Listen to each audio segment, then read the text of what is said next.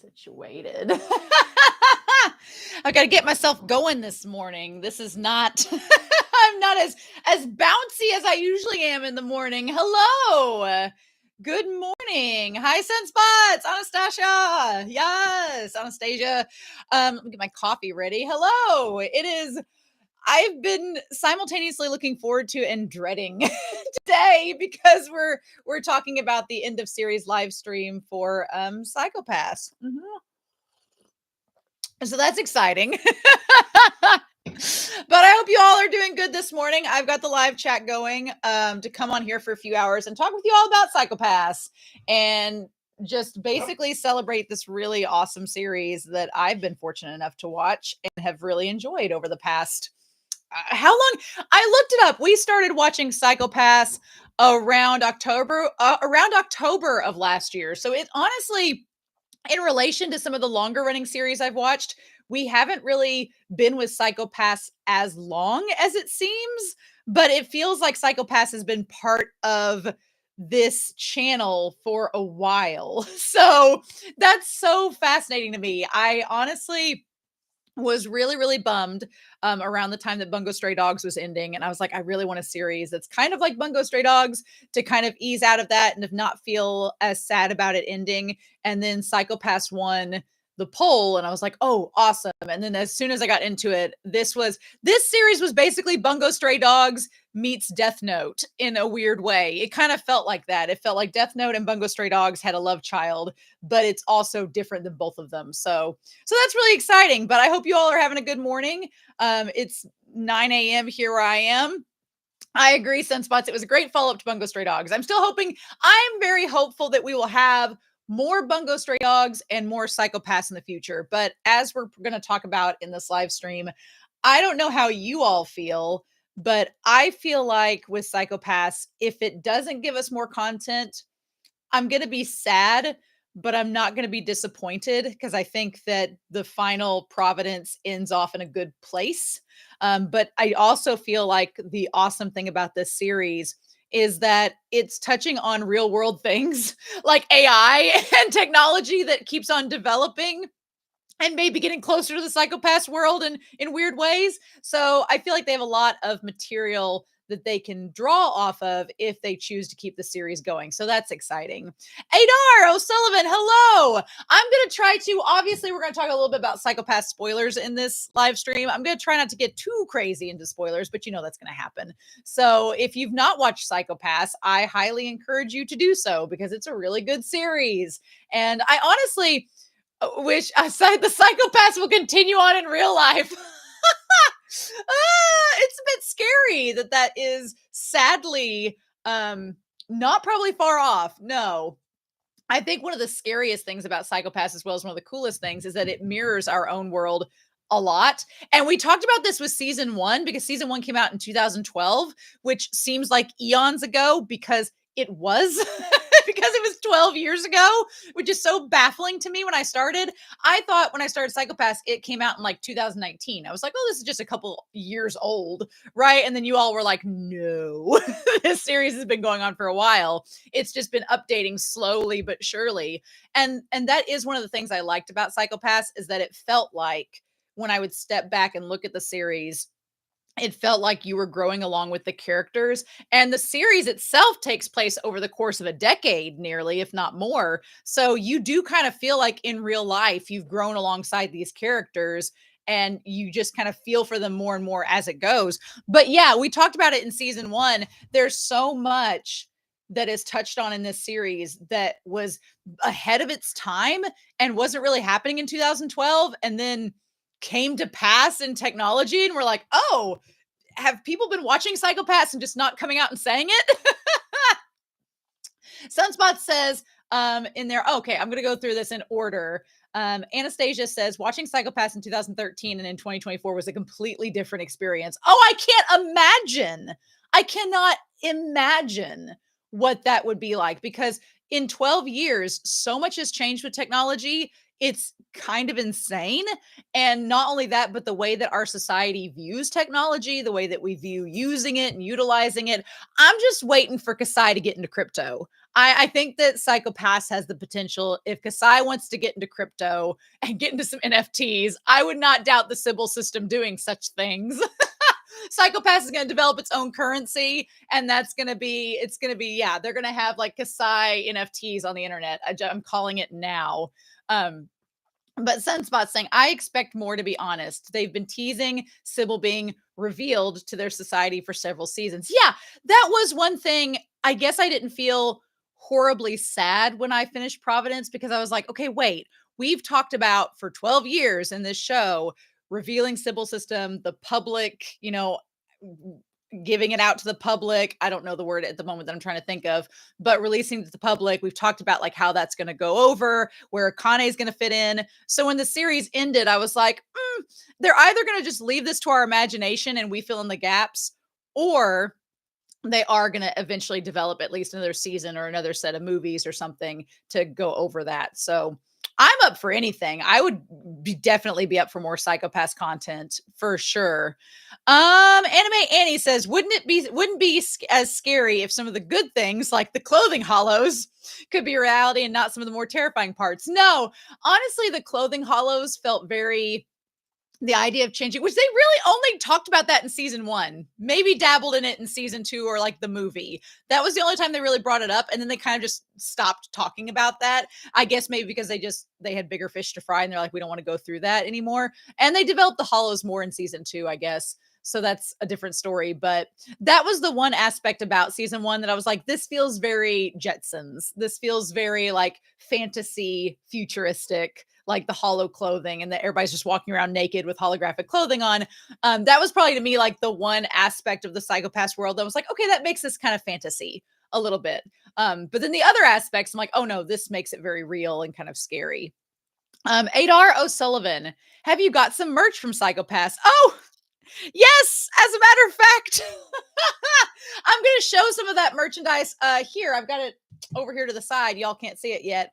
But Sunspots, who's in the chat right now, has been the moderator alongside Floor for this series, and they were extremely generous and not only sent me many a book for this series, many a book, many a thing. Unfortunately, I did not get a Dominator, but here's the thing. Those crazy expensive Dominators are so badass and awesome, but I would never ask anyone to spend that amount of money, much less myself, on them. I would eventually like to go onto eBay or something and find like a toy one, like not one of the functioning Dominators that are like thousands of dollars, but just like the one that's a prop that you could take to a convention. If you were cosplaying, like I would love to cosplay as Akane. I think I could cosplay as Akane. I can get my hair. My hair right now is in Ginoza phase. I usually get it cut right before school starts to be like a back to school thing. So right now my hair is in like its Ginoza growing out phase. So I'm going to get it cut kind of like Akane's when school starts back up for me. So it's going to be hacked off. So I would love to do Akane as a cosplay and have like a Dominator, but not the crazy expensive one, because one, not going to pay $1,000 for a cosplay prop, and two, knowing my luck, it will break. I will take it to one convention, set it down, somebody will sit on it and it'll break. So we're not going to do that. But yeah, Sunspots did get me some merchandise for Psycho Pass. I will go ahead and tell you all, they got me the manga. I have not had time to read it, and I feel very sad about that. So if you are expecting me to talk about the manga in this live stream, that's going to have to wait. I am going to go through it this fall. I thought about it and told Be Happy, hello, hola, holla. Be Happy's in the chat. They're one of my other moderators. I was telling them this morning that I think with the manga for Psycho Pass, I am going to look at it. And then if you are a patron over on Patreon in the Discord, which is $1, that's my shameless plug for today, then I will probably over the course of this summer and fall be posting screenshots and talking about the manga in the Psycho Pass channel, just because I want to keep talking about Psycho Pass. That seems like it would be fun, and I'm not ready to give it up. I'm going to cling on to it and cling to life for it. So if you are a patron, I will be going through the manga this rest of this summer and this fall at my own leisure, and then posting screenshots and talking about it with you all. So I am going to look at it. I just did not have time for this live stream to get through it, which I hoped I would. But I'm going to go through some of the merchandise, Adar, as I'm getting to finishing your question. I'm going to go through some of it today on the live stream, but all of it is actually shown in the July update video that's posted on my channel. if that helps.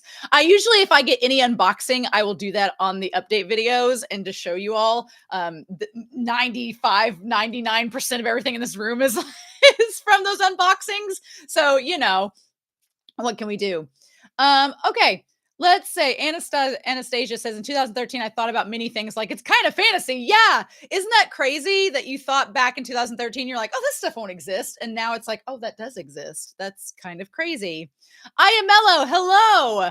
I can't believe it's the end of the Psychopaths live stream either. I just want to keep it going. So I'm hoping that even though this is our end of the series live stream, they end up doing something else with Psychopaths and we could be like, gotcha, and then get something else out of it. But I definitely wanted to talk about Psychopaths because otherwise having to wait to see if they do anything else and then them not do anything else, I didn't want to chance that. So Be Happy's here. Oh, thank you, Anime Annie. Yes, I would love to cosplay as Akane. The only thing about it is she has those kindergarten bangs. I've had kindergarten bangs once and I wasn't a fan. They made my forehead break out like all the time. I can have oily hair sometimes. So they made my forehead like break out in acne. And I was like, no. So I would maybe have to do a wig for Akane or just have the bob and hope that people understood what I was cosplaying as, which they would probably get it. They'd probably think I was Ayanagi, if anything. Adar O'Sullivan. I've only heard of this show in 2020 from a YouTuber who described it as a less depressing cyberpunk anime.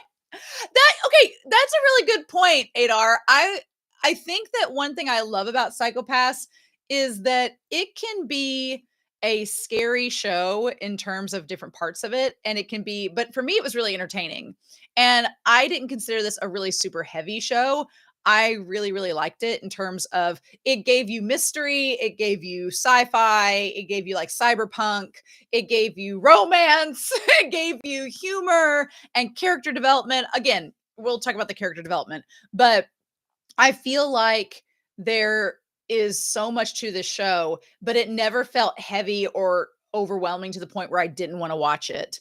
It was something I looked forward to each week. And I honestly liked watching ahead because I was like, oh, I can't wait. I want to watch the new thing. And then the movies, if any of you are content creators or know that experience, it can be daunting sometimes to sit down and watch a 2-hour movie and just sit there and be reacting to it because you're kind of like on the whole time. You know, if you're at home watching a movie and you're like, you're on your phone or you're grading papers or you're doing something else, you can kind of distract yourself and be like, oh, what was that? And rewind and go back to it. But if you're a reactor, you have to be like in the zone, watching, fully engaged the whole 2 hours. And if a series isn't good, that can be kind of difficult or it can be taxing. And I never felt that way about Psychopaths. It always felt like it was fun. And I was like hyped up the whole time watching, which was really exciting. Yes. Let me see here. Oh, good. Sunspots. I'm glad you're going to be sharing lots of side content in the Discord. I want to keep this channel alive. I've been really pleased that a lot of series after we finish, like Kuroko's Basketball, Ace of the Diamond. Well, Ace of the Diamond's not finished, but for now, a lot of those series, the channels have stayed pretty active, which is great. And then the series that are like in a hiatus, like Jujutsu Kaisen, they've stayed super active. So I'm hoping Psychopaths continues that as well. And my dogs are like playing with each other, so you'll have to them. they have no concept of what reactions and live streams are like. They're like, whatever. Yeah, Ruby barks hello. She's at my feet right now. But yeah, oh man, we'll talk about Ayanagi, definitely. Annie, you can get clip-on bangs. It could be pinned to my actual hair. My hair, when it's actually colored and doesn't look like this hot mess right now, does actually seem the same tone or shade as Akane. So that could work. Yeah. Hello, Gurdem. Welcome to live stream. Speaking of live streams, this probably for the month of July, this is definitely my last live stream for the month. I probably will not have any live streams in August just because that's the month that school starts back up. Things get busy again. I start to get prepping for school and it's just August and January work wise are my busiest months. So I usually try to like get stuff prepared ahead of time. Like for my channel, I've got about half of August recorded already. I've been working really hard this month to try to get pre-recording on a lot of things. And I'm really proud of myself. So I'm going to try to hopefully get August done in a couple weeks and have it all ready to go. And then I can start working on September and start working on other projects. And I'm really excited about that and have some free time, some spare time to read and do fun things. So that's exciting. But we probably will not have a live stream in August. I do want to have, after today, at least one more live stream, probably in September, to talk about Uramichi Oni-san, because it'll be ending in September, if you can believe that.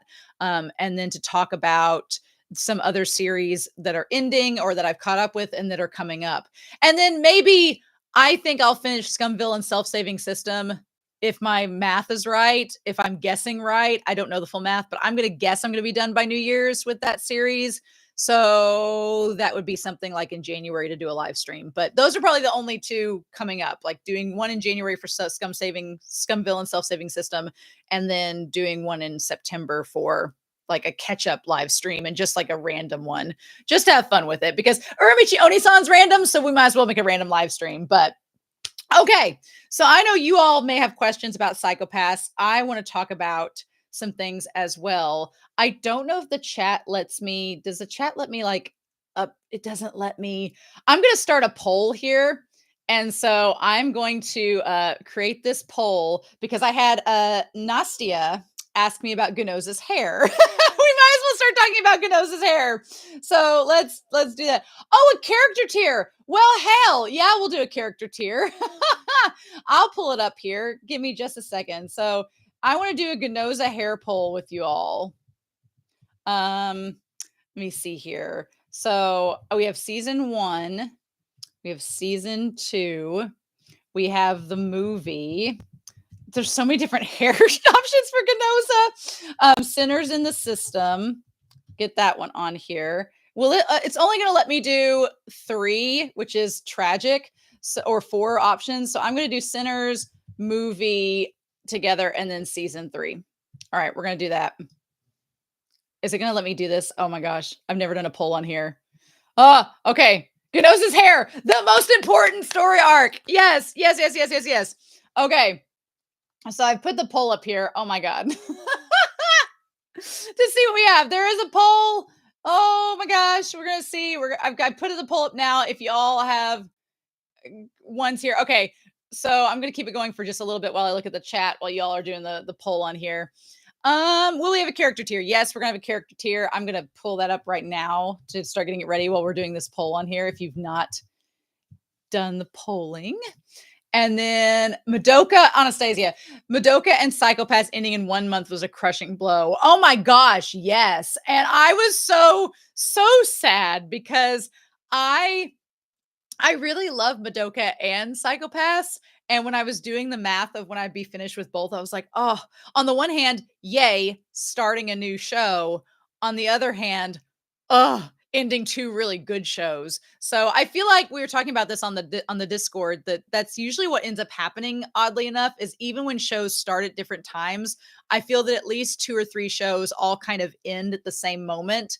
And it's usually really sad because you're like, oh, dang. Which the good news is with both Madoka and Psycho-Pass, there's potential for more content. So that is the one thing that keeps me from being super sad. All right, we'll give this poll just a little hair longer and see if anybody else is going to vote in it. But yeah, Ginoza's hair, the most important character arc. Oh, you're Nastia. Oh, well, heck. Some people have different like handles depending on what social media they use, because I see some people on Twitter have a different handle than they do on Patreon than they do on YouTube. And I'm like, I hear ya. I feel y'all. But man, okay. I expected a ponytail. I could have. Oh man, I should have done a ponytail. I feel very weird because I hardly ever wear a ponytail on my channel. I don't know why. I recently did for an Uramichi reaction that you guys will see later in August, but I usually never wear a ponytail. I don't know why. It just feels off brand. So I usually don't, but I should have maybe. That would have been a good idea. Oh, I thought that oh wow, Anime Annie, that the live stream for Scum Villain will also be an MXTX live stream. Oh my gosh, let's not get into that because MXTX hopefully is doing a 4th story. So we don't want to end the MXTX live stream that crazy, but we'll probably bring up the other 2 works alongside Scum Villain when we talk about it. Oh, no one will vote for season 1 hair, so I will. Okay, we're gonna end the poll and just end it and go from there. So, all right. 57% said season 3. Sinners in the movie is 14%. Season 2 is 28%. And Nobody voted. Well, nobody voted for season 2. Okay, I had to actually go and look up season 2's hair because for a second I was like, did he have long hair in season 2? I feel like we've had Ginoza for so long in the series that I was like, has he had long hair the entire since season 1? No. Season 2, he was like Simba on a log. He was like the Simba like swishing his head on the log. He wasn't quite in full mane mode yet. He was just going around, and he was like in puberty. His hair was in puberty around season 2. He just had the hair down and took the glasses off, and that was it. And I was like, what? So I had forgotten about that. So yes, season 2 is the Shun season as per usual. But yeah, so I would say honestly, the Sinners don't put a Gina Matata. Too late, Happy, too late. I honestly think that the long hair versions get their own poll. Oh my gosh. Yes. That is a good point, Sunspots. Here we go. because you all requested it. We might as well have Ginoza. Ginoza long hair. And so the options are you going to go for Sinners in the System? Are you going to go for the movie? Are you going to go for Providence?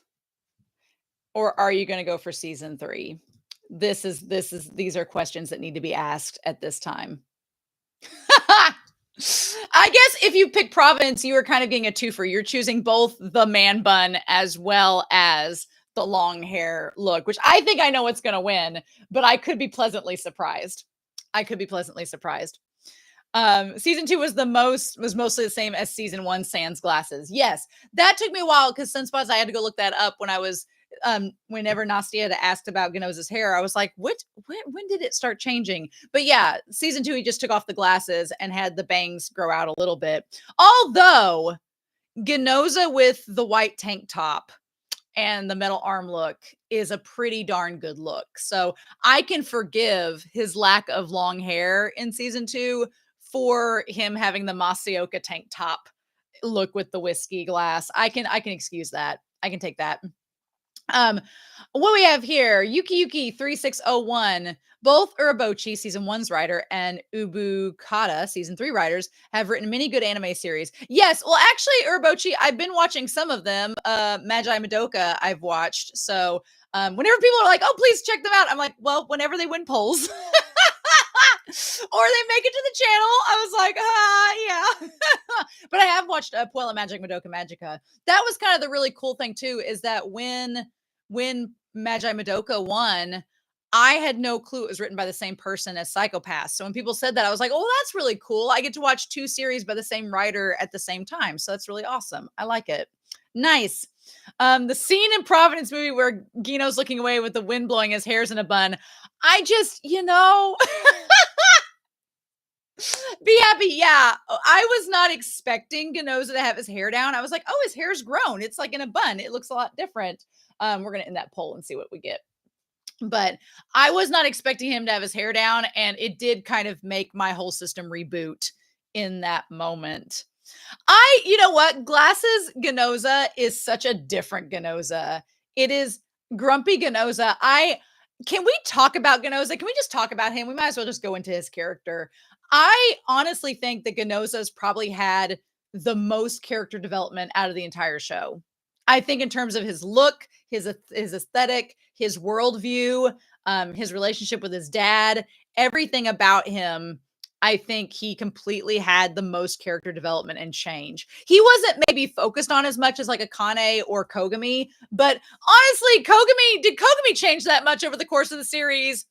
I don't think so. I think Kogami is pretty much steady throughout the course of the series. He may have altered his worldview a little bit and realized he liked Akane a little bit more as the series went on, but I don't think he changed that much. And that's kind of what makes him and Akane work so well, is that both their characters are pretty like grounded in their beliefs, and their beliefs are slightly different. So they are foils for each other, but it's such a great recipe for a romance. Anime Annie, I have hair envy for Ginoza's hair. Oh my God. I have hair envy for anime in general. Can we talk about anime hair? It makes us have false expectations. Especially because I have very thin hair. I have very fine hair. So I have a lot of hair, but it's really, really fine. And so it's like baby soft. And so whenever they have like luxurious thick locks, I'm like, I hate you all. I'm like, how dare you, Ginoza, have amazing hair, right? So Providence won out the most. Yeah, the long hair. They only could show us that look for 10 seconds because they knew that was only the amount of time we had to handle it. We could not have handled Ginoza's long hair for more than the 10 seconds they gave us. We would have just spontaneously combusted in our seats if we'd had more of that. But yes. The movie and Sinners in the System was okay. I agree. I really liked Ginoza's hair in the movie, and then Providence. I like the only thing is I'm kind of partial. I like Ginoza's bangs like he has for season 1, season 2, and that he has in season 3. I like his bangs, but I don't really the man bun I love, or the hair down, but the long wispy like tendril bangs, I'm not really into that. So I would change that. If you could give him the bangs from season 1 or season 2 and then the bun or the long hair, perfect. Would have been great. Kogumi's sense of justice evolved a lot. I'm curious about that. Be happy about, I guess maybe, what am I trying to say with Kogumi? His sense of justice, I can agree with you, has changed since the Sasayama stuff going on. I guess maybe the way that he deals with distributing justice. Does that make sense? Because you have Ginoza, who went from being super grumpy and trying to be something that he's not, to losing his father, to going through this transformation, to accepting who he is, to kind of embracing it. He is still kind of grumpy around Kogami, but he has reasons. But I would say, he's changed more than Kogami. Kogami, on the other hand, okay, yes, how he views the justice to be distributed. Yeah. What? Cyber, why are you trolling? Pre-recorded stream. This is live. Icon has cake. Icon has cheesecake. What are you doing? What are you doing, Cyber? Cyber is our resident troll on Discord, and they're great. So ridiculous. Yeah, but I would say Kogami technically, I feel like he sticks to his principles. He may have become a little bit more open-minded to the world, but I don't know. Kogami is such a hard nut to crack. He's very stoic, and whenever I feel like I have a grasp on his character, he'll do like some little thing that I'm like, what about you? What about you? Gurdam. Oh, I've heard that Urabochi wrote Fate Zero. My brother has watched that series. It's definitely on my radar. I hopefully will eventually get to it. Anastasia, Kogami stayed the same. Akane grew and Gino changed completely. I definitely feel like Akane has grown as a character, and I love her. I was talking to Sunspots, and they were saying how some people just didn't. What are you doing too? Oh my God, Cyber, I can't with you. I was like trying to read Cyber, and he's throwing me off my train of thought. So I feel like Akane with her character, Sunspots and I were talking about this, that some people didn't like Akane to begin with. And I don't know. Akane is a great main character and protagonist. And I was kind of on board with her from the very start, which I be happy so I can ignore him. I'm all for like a strong female main character protagonist in this story. And I feel like Akane was her viewpoint and her style never felt like it was being forced. It always just felt like she starts out as the young cadet who's the prodigy from the academy that's going to do good. She has this sense of justice. She's got to go what to do. And then this bitch Makishima shows up and just to rock her worldview of everything. And then she discovers the Sybil system. Honestly, the relationship between Akane and the Sybil system is probably one of my favorite things in anime right now, because it's so fascinating to me that you have your protagonist who knows about the secret antagonist, but is working with the secret antagonist while simultaneously challenging the secret antagonist and trying to change the world while not revealing her plans. It was just this maze and this web of just how this chess game in motion, when the person you're playing against, it's like one person versus a corporation, but somehow Akane could be on the same level as the corporation, and just I loved it so much. Cyber, you would be all about that scene, right? Be Happy says Akane's growth was amazing because she was never weak. No, she always had a will of steel. It's just that being in the field and knowledge made her doubly aware of the world. Yeah, I absolutely love Akane, and Sunspot's talking about her complexity. I think that on the surface, people may think that she's not this layered character, but there's so much to her, between her relationship with her grandmother, to her losing her best friend and losing her grandmother, and just the way that she handles things. And Akane is probably one of my favorite main characters in anime. I think I will always love her character, and I always want to see more. And that's why I want more with Psycho-Pass, because now it's all come full circle, where she started out as the inspector that was the do good for justice. And the series ends with her kind of being like, screw you, Sybil system, and her being an enforcer. And I'm like, I want to see Enforcer Akane on the scene, with being opposite of Kogami and Ginoza, both of whom, like, the potential for angst is so there, because you have Akane as an enforcer, and then you have Ginoza and Kogami, who promised not to let her get in that position, and now she's in that position, and it's like, well, how are they going to go? What are they going to do in 2030? Oh my God. Well, you know what, Cyber, I will wait till 2030. That's not that long in retrospect. I can wait that long. That'll be over like that. Sadly, it'll go by in the blink of an eye. I can do that. Okay, someone, to Be Happy's credit, Be Happy's bringing up a point that I wanted to talk about. The fact that her hue never goes up, whatever the reason or situation, and her not being criminally asymptomatic makes her a unique character.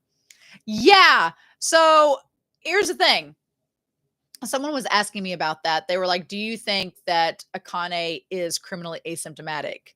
I don't. And we were talking about that in the comments, because we've established through Arata as well as Makishima that if you are criminally asymptomatic, your crime coefficient goes down to 0 at some point. It keeps going down instead of going up. And Akane's never did that. It never went down to 0. So that makes me think that she's not asymptomatic.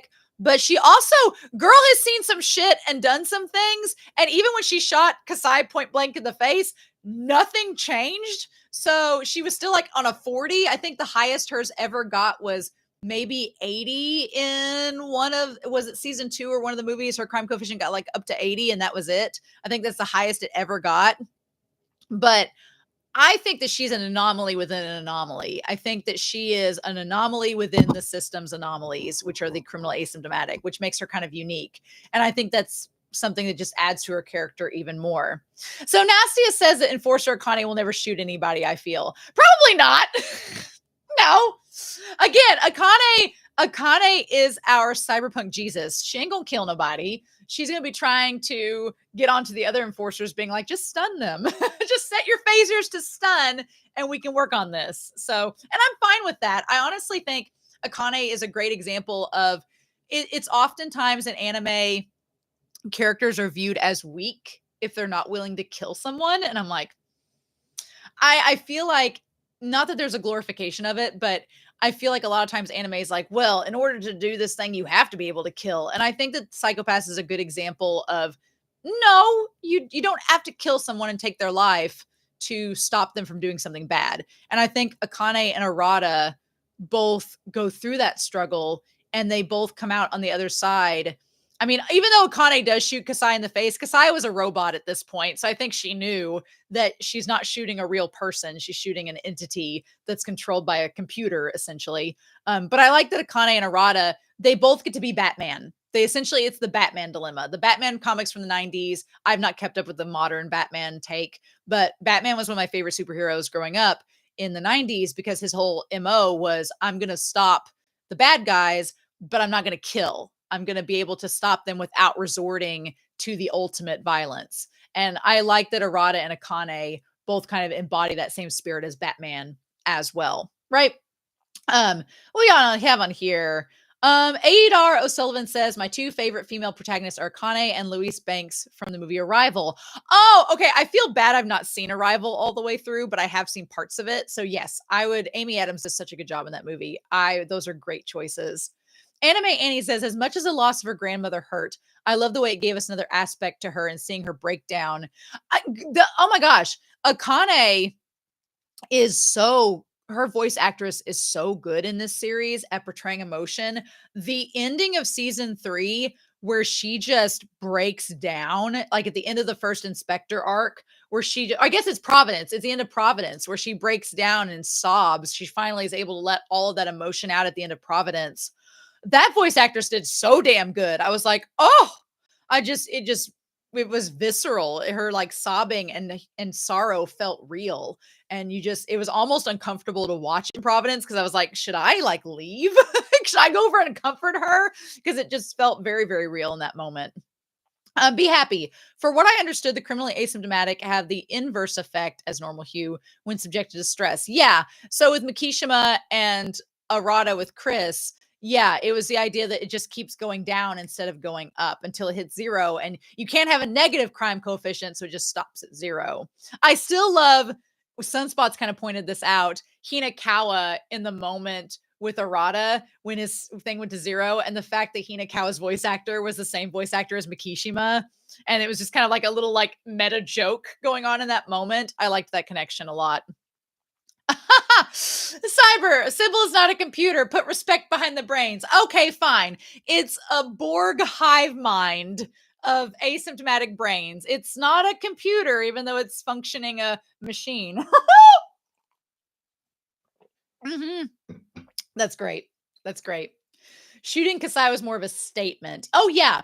And the fact that, to Be Happy's credit in the chat there, the fact that Akane knew she was going to get thrown into a cell for shooting Kasai, because on TV it looks like, oh my God, this woman's just shot somebody in the face. We've got to do something. But yeah, she knew it was a statement. She's like, I know that you're going to just switch bodies and go somewhere else. And someone commented, and I didn't realize this, but they called Kasai a different name in season 3. And I kept being like, why'd they call her that? That's not her name. But then when you watch Providence, you're like, oh, Kasai technically dies, and this new person who looks eerily similar to Kasai takes over, and they call him by a different name to be like, oh, what? No, everything's fine. That all makes sense now. And I was like, oh, okay. Anime Annie said her crime coefficient was almost 90 when she learned Togane killed her grandmother. That was the moment the highest the crime coefficient was when her grandmother died. Yep, but she got control of herself and brought it back down. Hello, Geen. Nice to see you in the chat. We're talking about psychopaths. Sunspot says it'd be interesting as a mechanism for it. Sybil system. Can we talk about Sybil system for a second? As what a crazy antagonist. What a bizarre villain of this series to be. I mean, we've seen lots of stories. I don't know if you all have, but I like stories that are tiered around kind of society and sort of the villains. The funny thing is usually the villains of society aren't one individual. They're an entity, they're a system, they're a government. And I think a lot of us can kind of relate to that in real life, how we feel like one individual versus a system, and it can seem overwhelming, like we can't do much. And I think that's why I appreciate Akane so much, is because she finds a way to take on the system, and she's kind of inspiring for that reason. But I love Sybil system as such a fresh take on that.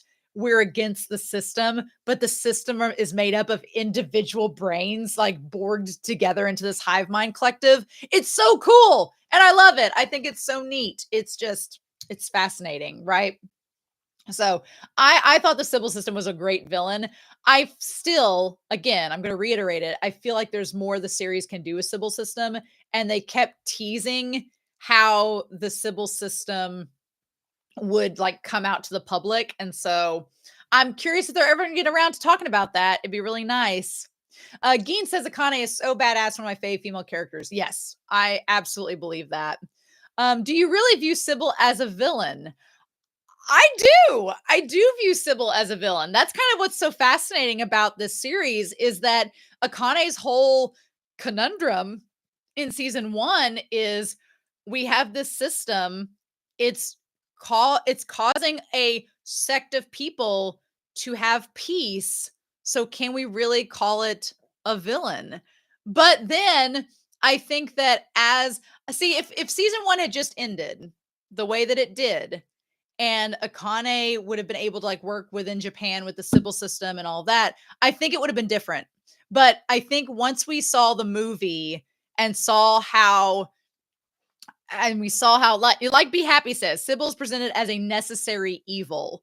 Yes, once we got outside and saw how the rest of the world was and how the Sybil system was being implemented and the oppression that it was causing because only certain people could get in, and we saw like the strife and discontent that was causing. And then once we got to season 3, where we were talking about like immigration and talking about like people coming in and what the Sybil system was doing, and Bifrost got into the equation, and you suddenly start to see how the actions of Sybil system starts to splinter everything else around it. Then it's like, okay, this is a necessary evil, but it's evil. It's like, yeah. And the crazy thing is that there's not a simple solution. There just isn't. It's like, and that's kind of what makes this show so fascinating, is that it creates so much discussion. Like, well, what do you do? How do you challenge a system like this? And the Sybil system always has this backup of, well, then what else are you going to do? And it's like, oh, well, no, I don't know. And so you're just kind of left with like, you don't really know what the other answer is going to be. And the thing that's also scary about it is this system's been in place for so long that it's become commonplace and people have accepted it. And it's like, do you reveal the Sybil system to the world as what it is? And our people are going to be okay with it? And it's like, oh. So I want to get to the chat real quick before I go on, because I had something else to say, but I want to make sure that we get to the top of it. Be Happy says, the only thing that maybe let me questioning is how Kasai was shot live on television. They continue to be chief. I guess that they just assumed that it was a different person, or that the people inside just knew or thought that they knew. Yuki Yuki says, I want to see more Azusawa if season 4 is decided. Yes, I agree. I would honestly, Yuki Yuki, to get off topic, I would love to see Azusawa as an enforcer alongside Akane and Arata, and him have to work with them. That would be so interesting, because Azusawa would be a troll. He would be just trying to get all up with Arata and get him all riled up. And Akane being there, because you'd have Azusawa and Akane as enforcers and Arata as an inspector in charge of them. So that would be so interesting to me. And since Shion is off with Kunozuka now, and she's not there, Obata could fill Shion's place in the enforcers, in working for the system, working for the Public Safety Bureau. That would be amazing. I want to see Obata and Azusawa forced to work with Arata and Akane and them. That would be fantastic. I'd be elated if that ended up happening. That would be so, so cool. Sunspot says in season 3, it's Hosorogi that's the chief. Yeah, and I'm glad you all didn't spoil me, because I was just like, what a weird name. Why did they call Kasai that? And y'all were like, we can't tell you until Providence, but they look so similar. It's like, come on, show. They made them look just different enough, right? Just different enough. Annie said that Sybil has been a villain in my mind since they killed Kagari. Oh, we'll talk about Kagari. That's what the orange hearts are for. An oligarchic structure. Yeah. Yes. to put it mildly. Yes. Yes, Gurdam, they are. Chew is chopped liver. Well, we'll get to Chew. We'll get to them. Sybil again says Sybil is a passive villain in my mind, kind of like a useless president who keeps the status quo but doesn't change anything negative or positive. Yes. Without getting too political, Sybil system, here's the thing though. In my mind, Sybil system is passive as long as no one's disrupting the status quo. We've seen Sybil be actively engaged in stuff. Like the fact that the Sybil system was like, oh, you're asymptomatic, but you don't want to join our cause? Well, it'd be a shame if something just happened to you to disappear. Right. But yeah, that's definitely a good way of putting it. Sybil system, once they're in charge and they think that they're in control, They are not interested in rocking the boat. They want to keep everything afloat. The scary thing is, and Sunspot says Sybil brains are like Nepo babies. Kind of. The scary thing is, I honestly thought by the end of season 3 that if Sybil's system revealed itself, I don't think the public would care. That's the scary thing. In season 1, I was like, oh, they're going to reveal the Sybil system to everybody. It's going to be this big thing. People are going to panic. It's going to be chaos. But then as the show kept going and more people started finding out about the Sybil system and they weren't bothered by it, I was like, oh no. Because you have Kagari, who's terrified. You have Akane, who's terrified. You have Mika, who had a high-speed come apart in season 2, finding out about the Sybil system. But then you look at Mika, she had this high-speed come apart, and by the end of season 3, she's totally accepted it, is totally not blinking an eye when she sees brains in a jar floating in a cavern. And then you have Arata and Azusawa, who literally had a fight in the soup of the asymptomatic brains. So by the end of Providence, you're like, yeah, the public probably isn't going to be bothered as much as we think that they're going to be bothered. And that's kind of the scary part of it all, is that they kind of are just like, I guess if everything's fine, we'll just keep going with this. And you'd probably have a bunch of like fanatics come out of the woodwork being like, oh yeah, I'm asymptomatic. Let me join the Sybil system. You probably would have like a cult of people trying to prove they're asymptomatic so they can join Sybil system and be part of they kind of want to be like Azusawa and be like the head honcho and one of the hive minds of Sybil system. And Sybil system had to tell Azusawa, oh no, dude, you don't get in the club. You don't have special privilege. So wild to me. Let's go back to this chat because there's like a bunch of comments that have come through. Anime Annie says, well, he was a villain that was an immediate threat to Sybil. Kagari, they had to hack the Dominator in order to kill him. Yeah, Kagari and Chu, bad place at the bad time. And we'll talk about them here when we talk about season 1 here in a second. It's either chaos or peace with controlled rights. Yeah, or we use chaos to our advantage. It's honestly, someone was telling me in the comments, and I thought this was so cool that they use Psychopaths in their like civics class as an educational tool to be like, okay, what do we do ethically about this? And I think that it's such a fun way to kind of approach civics and society and sociology and say, okay, well, what do we do with this? Like, what do you all think about this? Do you think this is a system that works? What are the downsides? What are the positives? And you can have a whole discussion based on that, right? And the thing of it is, it's just in this nice controlled environment. Gurdam says it's always troublesome when the system balances the misdeeds with the fact that it works for most of the people. Yeah. That was the one thing that the movie kind of brought about, was that when you look at the Sybil system inside Japan, yeah, it works because the people are all on board with it. They approve the system and it's beneficial for them.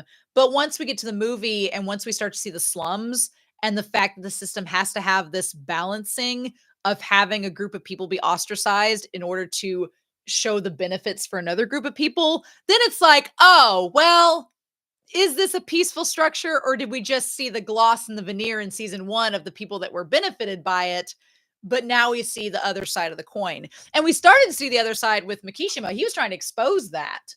And it just took us till season 3 to really see all of it, right? Obata would tell them to F off every 3 minutes. That's why I want to see Obata in as an enforcer. She would have, because Shion was so like seductive. She'd have her cigarette and she'd be like, oh, you want me to do something for you? Oh, absolutely. Let me flirt with you while I do it. Obata would just like do this. She just flip them off and tell them to leave. She'd be like, I'll get it done. Bye. That would be hilarious. I could see Obata would probably have affinity towards Hinakawa. He'd probably be such a lamb, and she'd be like, okay, he can stay. The rest of you go. She would be like, F off Eri, F off Tenma, F off Azusawa, and then Hinakawa, she'd be like, okay, you can stay. You're sweet. And then the others, she'd just tell to get out of there, right? That'd be so funny. But poor Eri. Yeah, Azusawa, that might be a problem now that I think about it, because Azusawa and Eri would have such tension with Kusanagi there.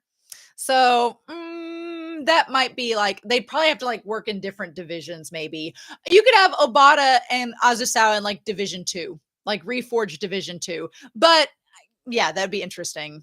The Eri and Azusawa ship. Oh my gosh. I like Azusawa too much with Obata to ship him with Eri, and I like Eri too much with Kusanagi to ship him with Azusawa. So maybe ships passing in the night. Girdham said I'd like to make a comparison with Appleseed's manga. I don't know that manga, but that's cool to know. That's neat. Geen shows you humans can get used to everything. Yeah, and that's kind of the scary thing, is that humans are creatures of habit. As long as you get them used to something, they're okay with it, and you get desensitized. And I mean,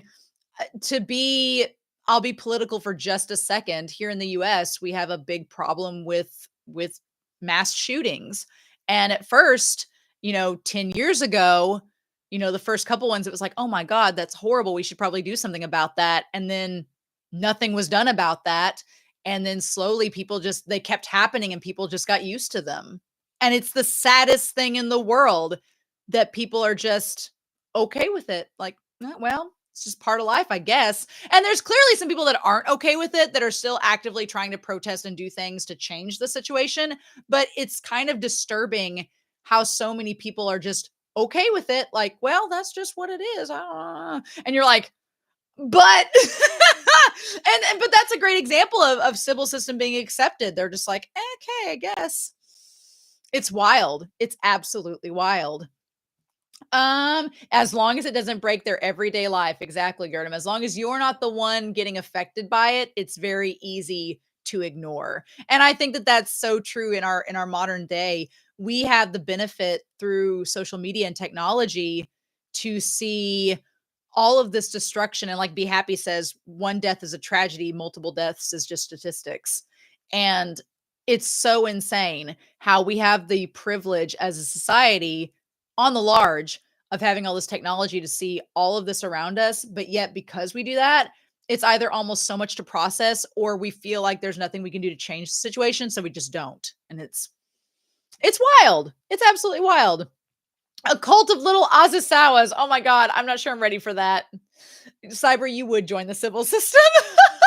But yeah, no, a cult of Azusawas. There would probably be a lot of people trying to get into the Sybil system once they reveal it to the public. And that'll be insane, right?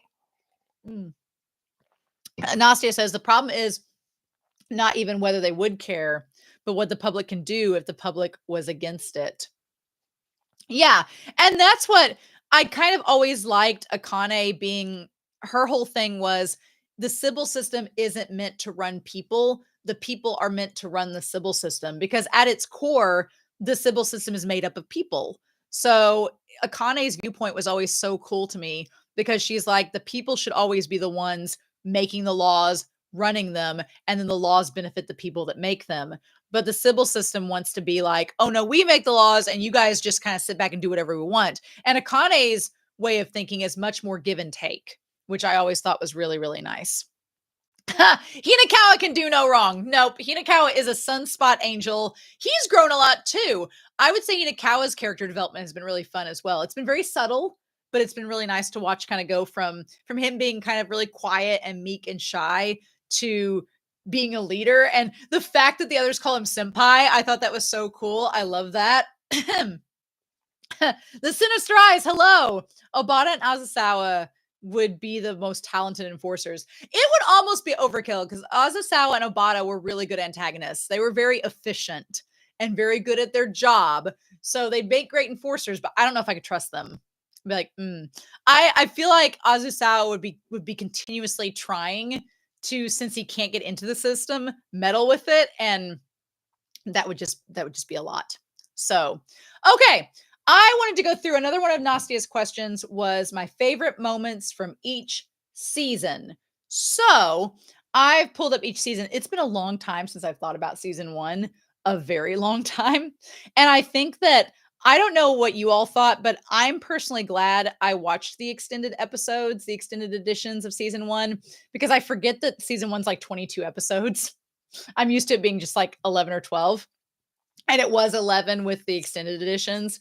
But so season 1, favorite moments. If I'm looking through the thumbnails for each of those, oh my gosh. I mean, the first thing that comes to mind when I think of favorite moments is Mikishima. This is a terrible favorite moment, but it's Mikishima on the bridge with Akane's friend and that whole moment. Because I think that was that Saint's Supper. I think that was like halfway through season 1, maybe. It was around halfway. Yeah, it was like season 1, Saint's Supper and Devil's Crossroads were the two there. Devil's Crossroad was Yayoi and her backstory, and then Saint's Supper was Akane versus Mikishima. I think that was probably the moment that stands out to me most. It's that and the ending moment with Kogami and Mikishima, but such an intense moment. And I was like, oh shit, this show is not playing. It's gonna make Akane watch her best friend be killed. Yeah. I did like the extra moments, but the drama. Also entitled with that, not only Mikishima killing Akane's best friend, but Chu dying and Kagari dying. Will never be over. Kagari dying. I'm not there yet, Sinister Eyes. I'm not there yet. But Kagari dying was just like, we not only lost Akane's best friend and Mikishima gets away, but Chu, my ship with Mikishima, dies, and then Kagari dies. And as right as he finds out about the Sybil system, I was like, oh my God. No, yeah. This conversation. Thank you, Adar. I wish more people would watch Psychopaths. I wish more people would, because we'll talk about that here with season 2. The Madeline. Mikishima is, as much as I've talked about the Sybil system, Mikishima is such a great villain. He's such a great antagonist. He is my kind of antagonist. When I think of an antagonist that I want to watch on screen, I want someone over the top and theatrical. I want somebody that thinks they know everything, but maybe they do, maybe they don't. And I want someone that is just badass and a really hard villain to deal with. And Mikishima was like checking off all those boxes. His book club. I miss the book club. The Madelines. Mikishima in this series got me to try a Madeline for the first time, and they are indeed common. They are indeed much more bland than I thought that they would be. So maybe I just had bad Madelines. I had American Madelines, so maybe that's my problem. Yeah. But what else did we have in there? Going through here. Yes. Oh my God, the Ginoza and Masaoka reveal. Oh my gosh, like the fact that they were father and son. Masaoka dying. I was going through the scenes in order of the ones I was just like, but the art, the girl that was the painter whose father suffered from the disease, and she was like trying to, like, that part was intense, where she was hacking up her students' body parts to make artwork. And that's where we met Mika from. And that's how we got her into the story. That was insane. What else do we have on here? Mikishima eating the Madeline. Yes. The first confrontation between Akane and Mikishima. I always got the impression that Mikishima was kind of jealous of Akane, or he didn't know what to do with her. I always got that impression. I don't know if he was jealous of Akane because she was around Kogami so much and that's the person he was after. But I always got the impression that Mikishima looked down on Akane and was like, well, what makes you worthy? And then by the end of it, I don't know if he ever figured it out, right? My favorite moment from season 1, according to Gin, was the first time Akane had her restrictive moment at the end of the season and Kogami was on the run. Oh my gosh. That whole last set of episodes, just so good. So good. Hello, Nico. Nicholas, yes, thank you for dropping by. Yes, the black versus white ship. Honestly, though, and I'm going to bring this up just barely. I'm not going to get into anything crazy with it, but I also realized that Kogami and Mikishima are very much giving me Griffith and Guts vibes from Berserk, and Akane gives me Casca vibes. That's all I'm going to say. That's all I'm going to leave. We're not going to get into Berserk today, but that's just, I instantly saw that connection, was like, I'm seeing the reference, and it's a good one. So yay. But yeah, one thing about Kogami's character, and this is kind of going to be happy in the chat, is that Kogami, for being kind of like a brute in a way, where Kogami is very much, he's a hound. he's got the dog motif throughout the entire series. Kogami's very educated and he's very well spoken. And the banter, the chase of wit back and forth that felt like Sherlock and Moriarty, where him and Mikishima would be reading off famous philosophical quotes back and forth to each other. That part was so good. And I feel like Saiga during season 1, Saiga was like, so you kind of like Akane, but you kind of like Mikishima too. Are you want to talk about this crisis of identity and sexuality you're having right now, Kogami? Kogami's like, what are we talking about? He's like, never mind, you'll figure it out. But yeah, I was always a Kogami and Akane shipper first and foremost, but then I was like, okay, Mikishima, I can ship you with Kogami. I can ship you with Akane too. Honestly, I feel like season 1, you could justify the Kogami and Mikishima ship. As the series went on, I kind of felt like Akane, some of her actions and reactions kind of aligned a little bit with Mikishima. And I'm like, I could ship you two together. We could just have a triangle, make it a threesome, make it work. I'm here for it. I can multi-ship. Sadis, Mikishima was like a little Johan. Yeah. Lot of parallels with them. And I think I was finishing up Monster around or watching Monster around the same time as Psycho-Pass. So I could definitely see those parallels as well. Masaya, oh my God, Anime Annie, your comment there. Masayoka choosing Ginoza over Mikishima. Masayoka was so real, y'all. He was a real one. I know a lot of people like Kagari, and we always like RIP Kagari because it needs to happen. But Masayoka, I was attached with from the start because of him being like the older dad figure to Akane when he was trying to like get to Ginoza and be like, hey, come on, Ginoza, work with me here. We're father son. And Ginoza was like, no, being grumpy. And just Masayoka's wisdom and like the old school detective vibe that he gave off and he kind of imparted to Akane and his relationship with Kogami. Kogami was like his son too. And it made Ginoza and Kogami brothers, and just all of those dynamics between them, I was in love with. And for this show to do that to him, I was like, because you knew, I think anybody in the chat here could agree, you knew that Masayoka was gonna die. You knew it was gonna happen. But the way that it happened, you were just like, oh my gosh. Oh, it was just such a moment. Yeah, he was our pops. And then that makes, oh yeah, Geen. Yeah, right. And the thing that gets me too is one thing I loved about the rest of Psycho-Pass, and I wish people would watch the other seasons, is because Ginoza has this revelation that he'd been running away from his father and running away from who he was because he was afraid that the crime coefficient thing was genetic or whatnot. And I still don't think it's genetic. I think that it's just who Kogami is. I think who Ginoza is and who Kogami is. I don't think it has to do with genetics. But one thing I love is that Ginoza slowly let himself go and be himself, which in turn meant being like his dad. Like Ginoza was trying to hide the fact that even though he looks like his mom, he's beautiful like his mother, his personality is more and more like his dad. And I love that over the course of the series, Ginoza just adds more and more of those mannerisms to him and feels more comfortable being like his dad and being proud of being like his dad. It's like, I definitely agree, Adar, that Ginoza was kind of jealous in a little bit of ways with Kogami and Masayoka, especially once Kogami was an enforcer and him and Masayoka had that relationship and Ginoza was trying not to become an enforcer. So there was a little bit of jealousy, I think, there, which is why I think it's great after season 1, he's able to let go and just embrace who he is, right? Yes. And Ginoza is what Masayoka was to Mika when she started. But, I actually really like that. Mika grew on me. In season 2, I hated Mika. I could not stand Mika in season 2.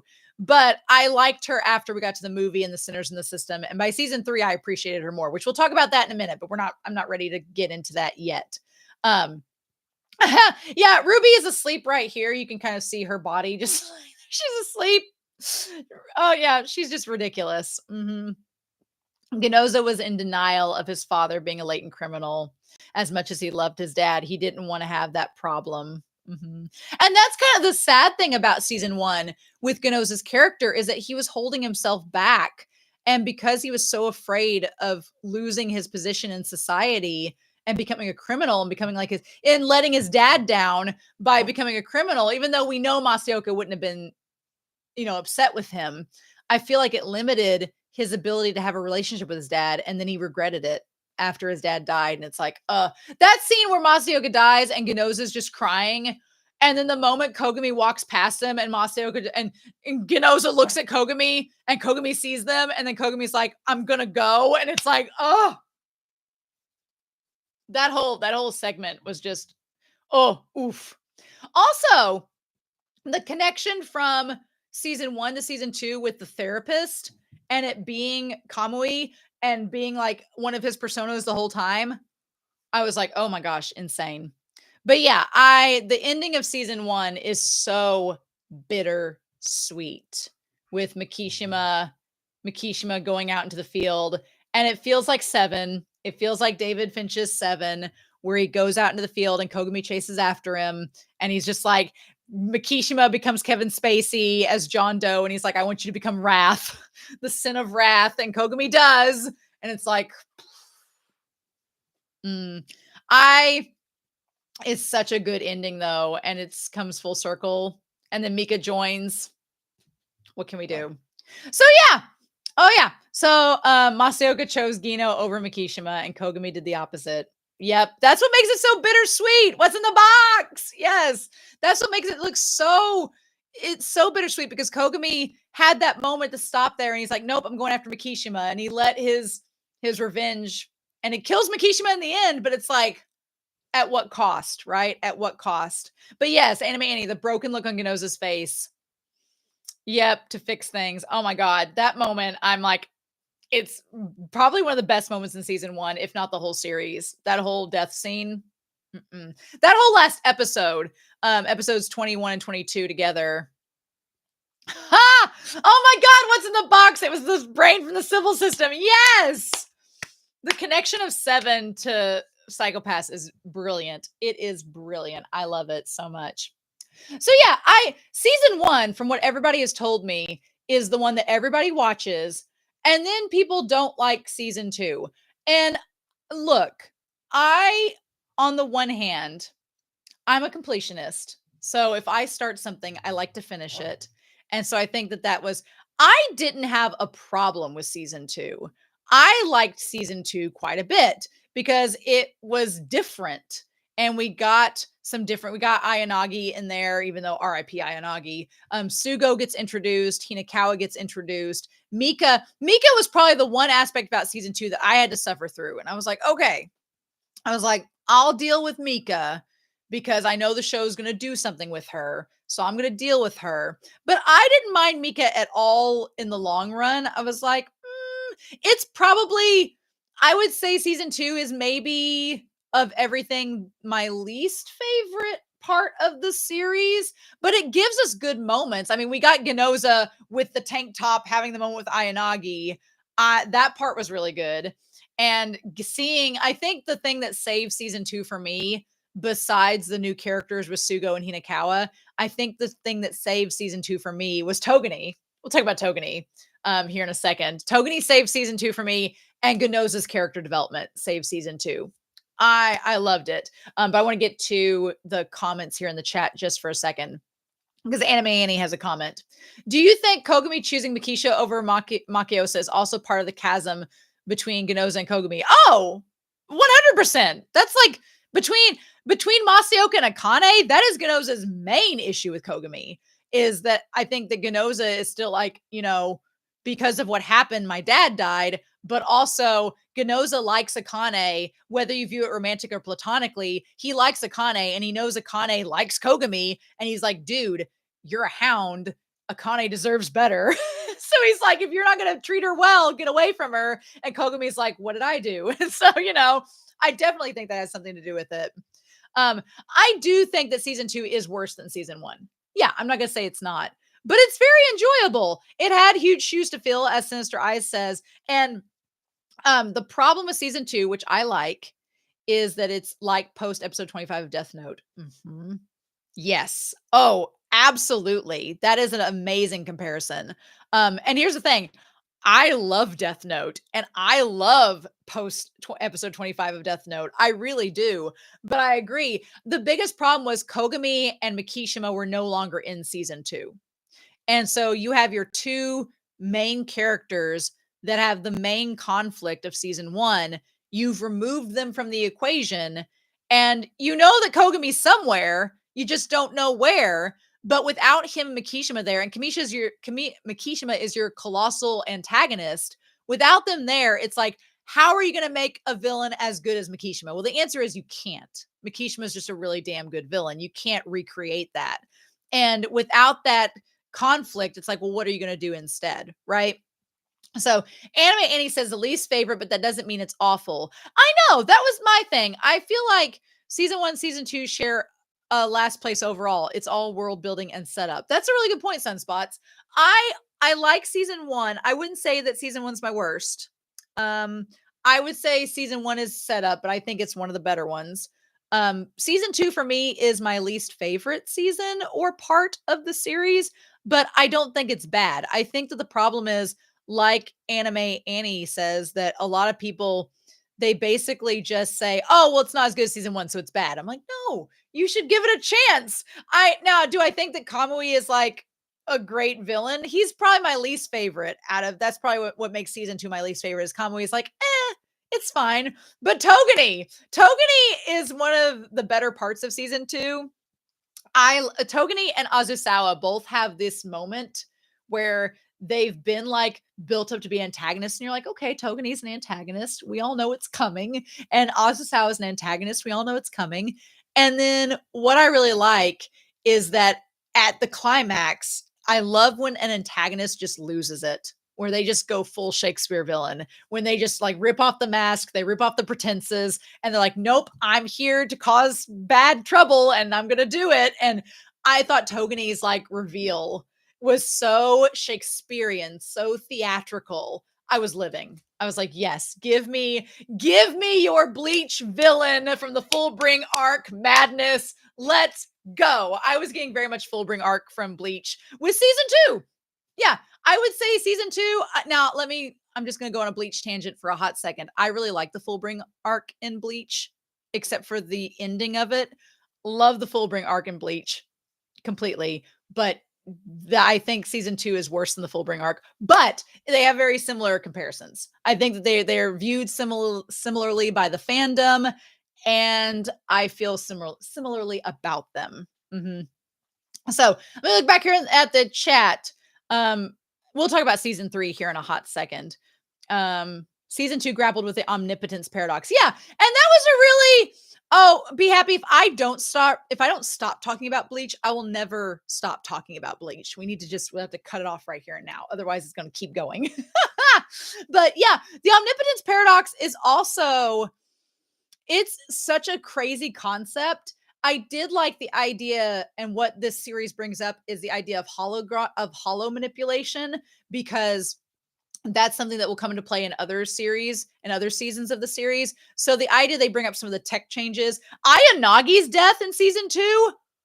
Oh my gosh. And also, like, that whole thing was insane. The fact that it was Sugo, her own man, that killed her, and the fact that she had relations with Masaoka and Ginoza. I thought Ginoza and Ayanagi were going to get it on.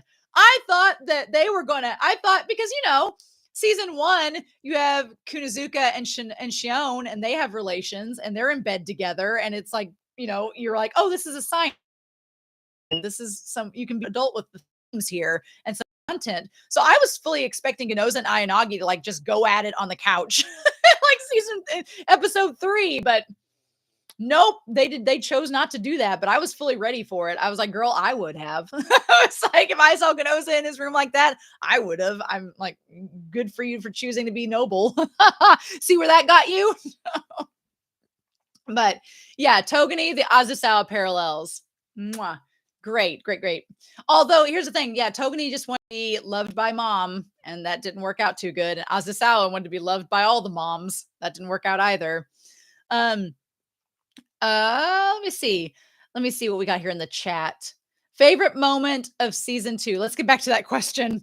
Yeah, we're gonna get away from Bleach. I honestly think for me, my favorite moment might have been Togene's turn towards the end of the season. That was just such a great twist. And when Mika found out about the Sybil system, because she freaked out and then she was like, sure. And what gets me, some people were talking about Akane and Mika being totally different. Akane's reaction to the Sybil system was like, oh my God. But now here's what we're going to do about it. And she's like, she's planning out, she's a prodigy. She's planning out her setup of justice and how she's going to tackle the Sybil system. Mika acts how most of us would probably act, and we would freak the hell out and be like, okay, I'll do whatever you say. Just don't kill me. She's like, I don't want to die like Kagari.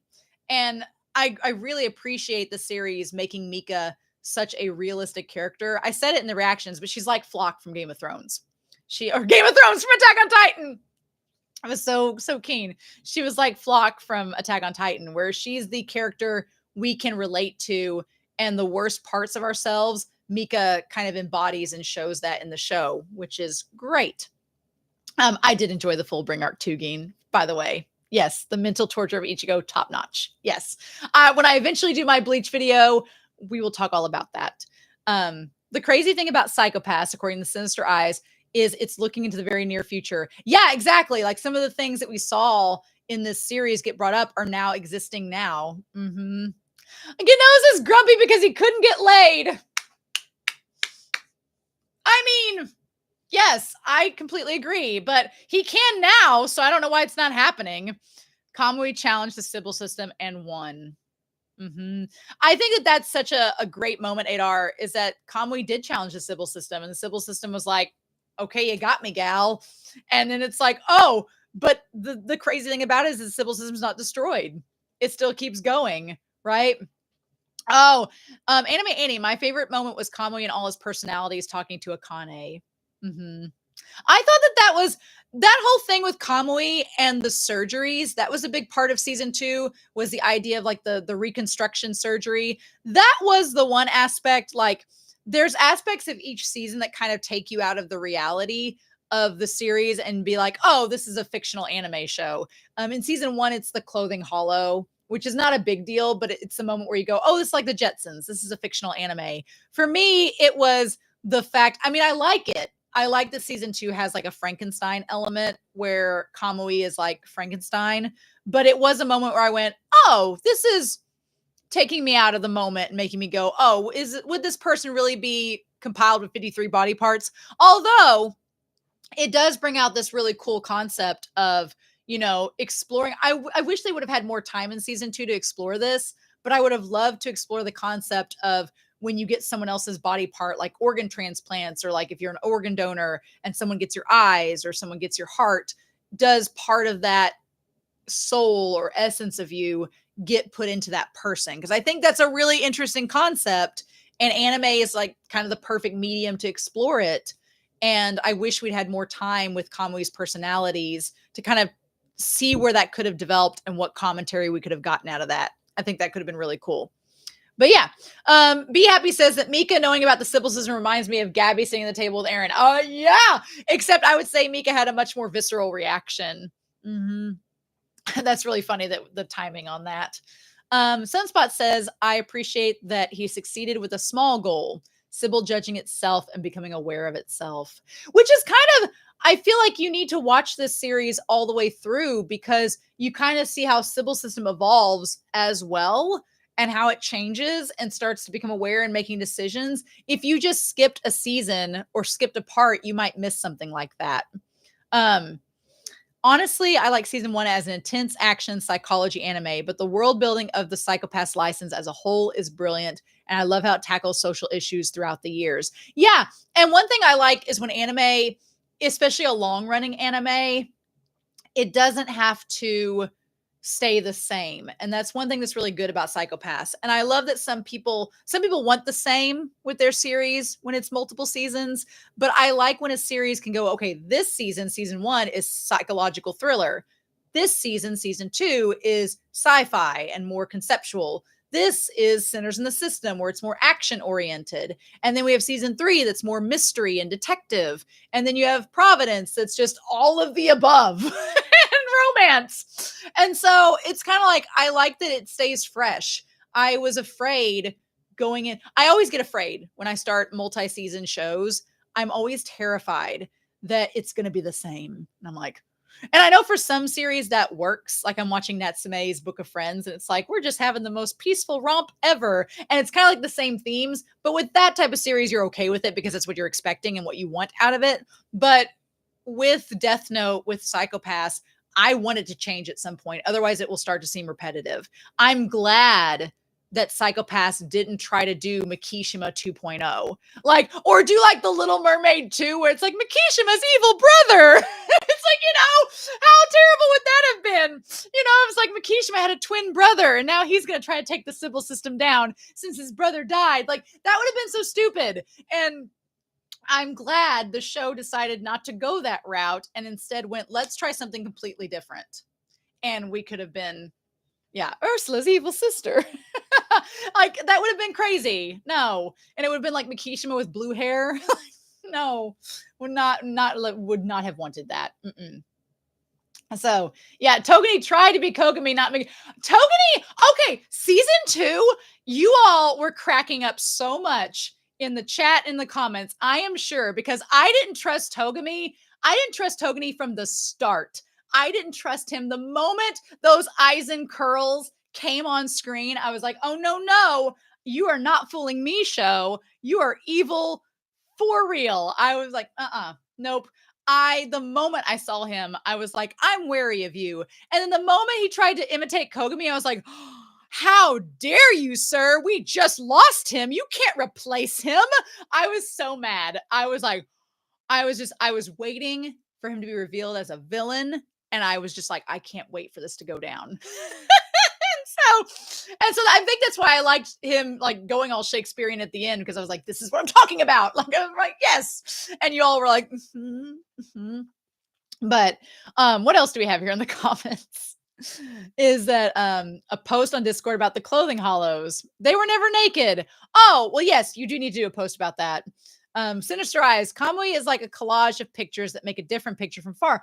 Oh, yes. So, Sinister Eyes, what you're talking about is like in Love Actually, where it's like the picture of everybody at the airport, and then you zoom out and it's this one different photo.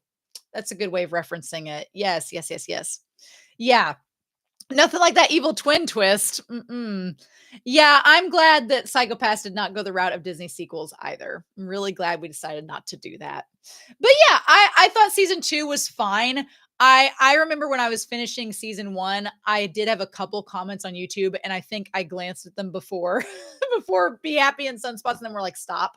But I remember some people were like, oh, I don't like season 2. Like, stop watching it season 1. You won't like the rest of it. I'm really glad I didn't listen to those people, because I would have missed out on so much good with this show if I just stopped with season 1. Like, I wouldn't have gotten to see Ginoza's evolution. I wouldn't have gotten to see Kogami and Akane's romance, and will they, won't they? I wouldn't have gotten to see Nash Gold 2.0. I wouldn't have got to see Arata or Kei or Maiko or Hinakawa develop. I wouldn't have gotten to see any of these moments if I'd stopped at season 1, just because somebody's like, oh, the rest is trash. I wouldn't have got to see Gino Ponytail.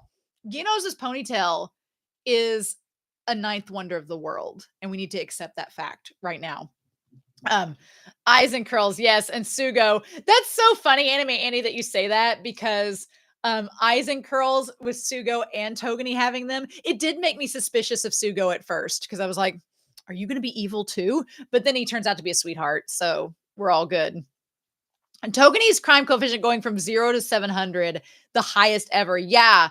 And just Togani was such a crazy villain. I loved him though. I love Anime Annie, who's in the chat right now, has done some AMVs, which you should all go check out in your spare time. But she did some videos, AMVs of Paint It Black by Rolling Stones, as well as I think it's Sierra that does the cover of it. And there's 2 different ones. And they're all based on Psycho Pass, and Togani's in them. You should go check them out. I've watched them. They're really good. Anime Annie I used to do AMVs back before the channel, but mine were horrifically mediocre compared to Anime Annie. Anime Annie's got some like editing skills and things that I'm like, I do not have such things, or at least I'm very, very rusty. So the horror of not getting distracted by Ginoza's hair. Ginoza's hair is just, it's such a wonder. I wouldn't have gotten to see Ginoza with long hair. No, I wouldn't have, Nastia, if I had not seen the rest of it. All right. Now, you're very welcome, Anime Annie. I will always shout out people when they do good. I will try my best to anyway. Be happy. I have a question for you now that you've seen all of Psycho Pass, and we still have the other parts to talk about, but we'll stop with season 2 for now. In the husbando poll, you were a bit harsh on Kokomi because you just ended season 1, and I understand. Did your opinion of him as a husbando change now? Well, I'm gonna spit my coffee. Yes. See, this fall, we're not, instead of the husbando brackets, I'm gonna choke on my coffee.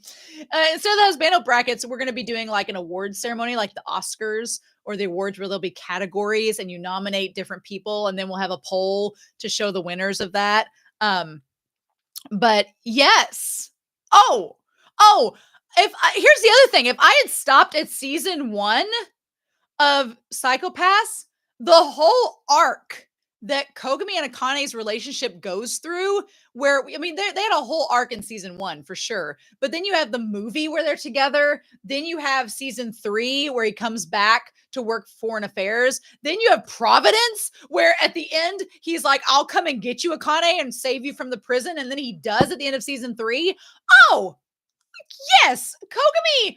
If I could go back, this is like in hindsight, of course, 2020, I would definitely have ranked Kogami higher on the husbando poll. I would have also had Ginoza on that damn husbando poll for sure. But, and maybe even Kai. Kai could have been on the husbando poll for sure.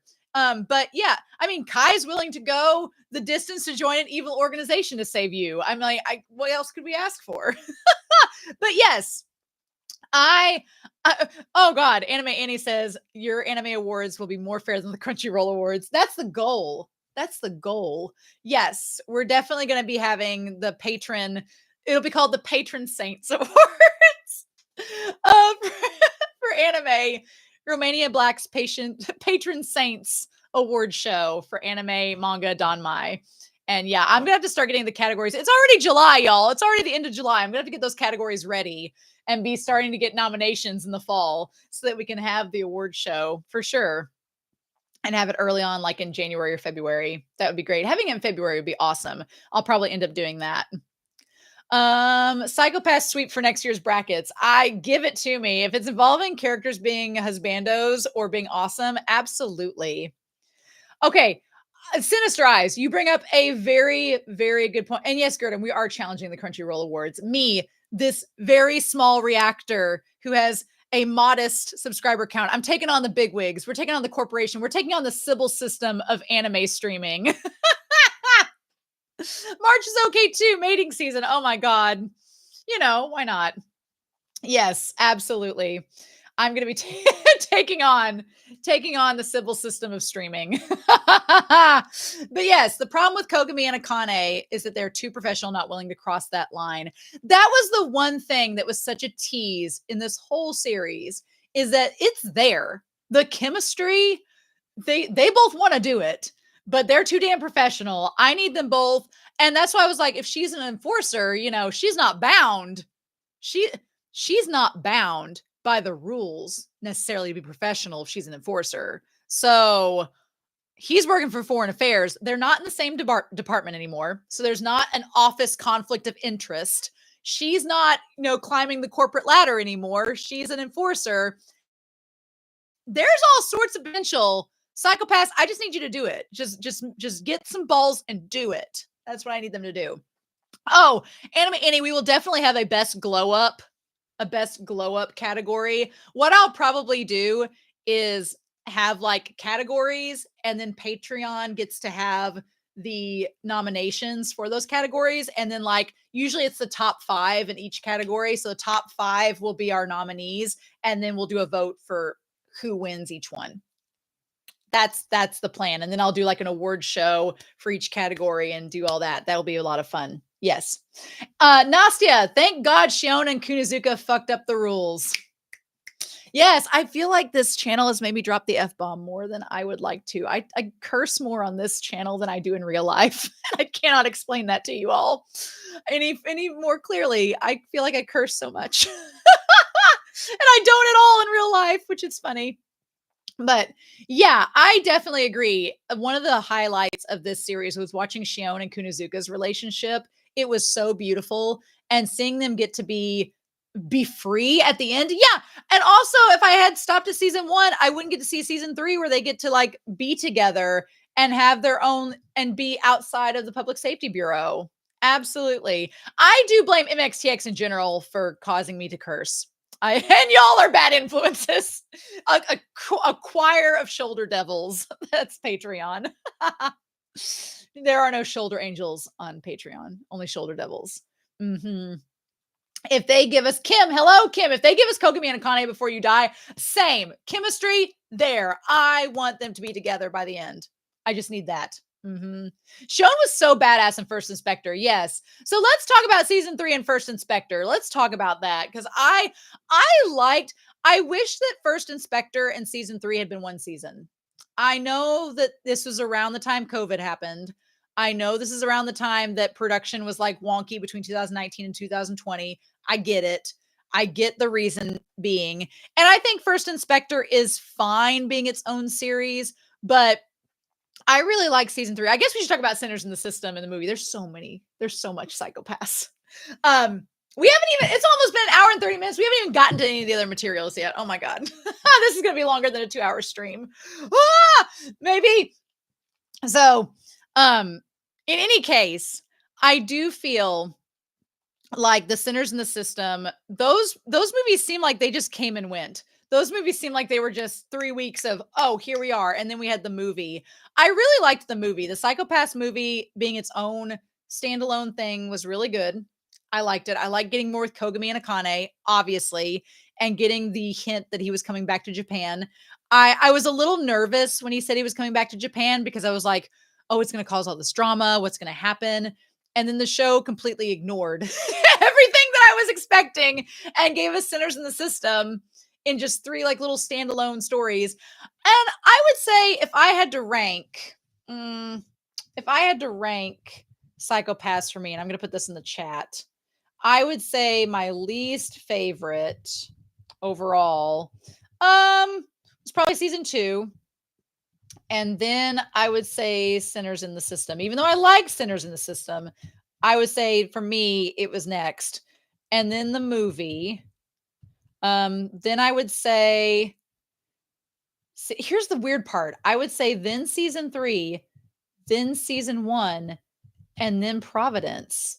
I really like Providence. I really like it a lot. I was like, ooh, I think I liked Providence so much because Providence was like fan service. Just fan service in the best way. Did I rewatch the scene with Homura in Sinners? No, I hadn't. And I kept wanting to go back to it. And I was like, what was that scene? Because I thought that Homura met with Kasai in that first part. Because it was right before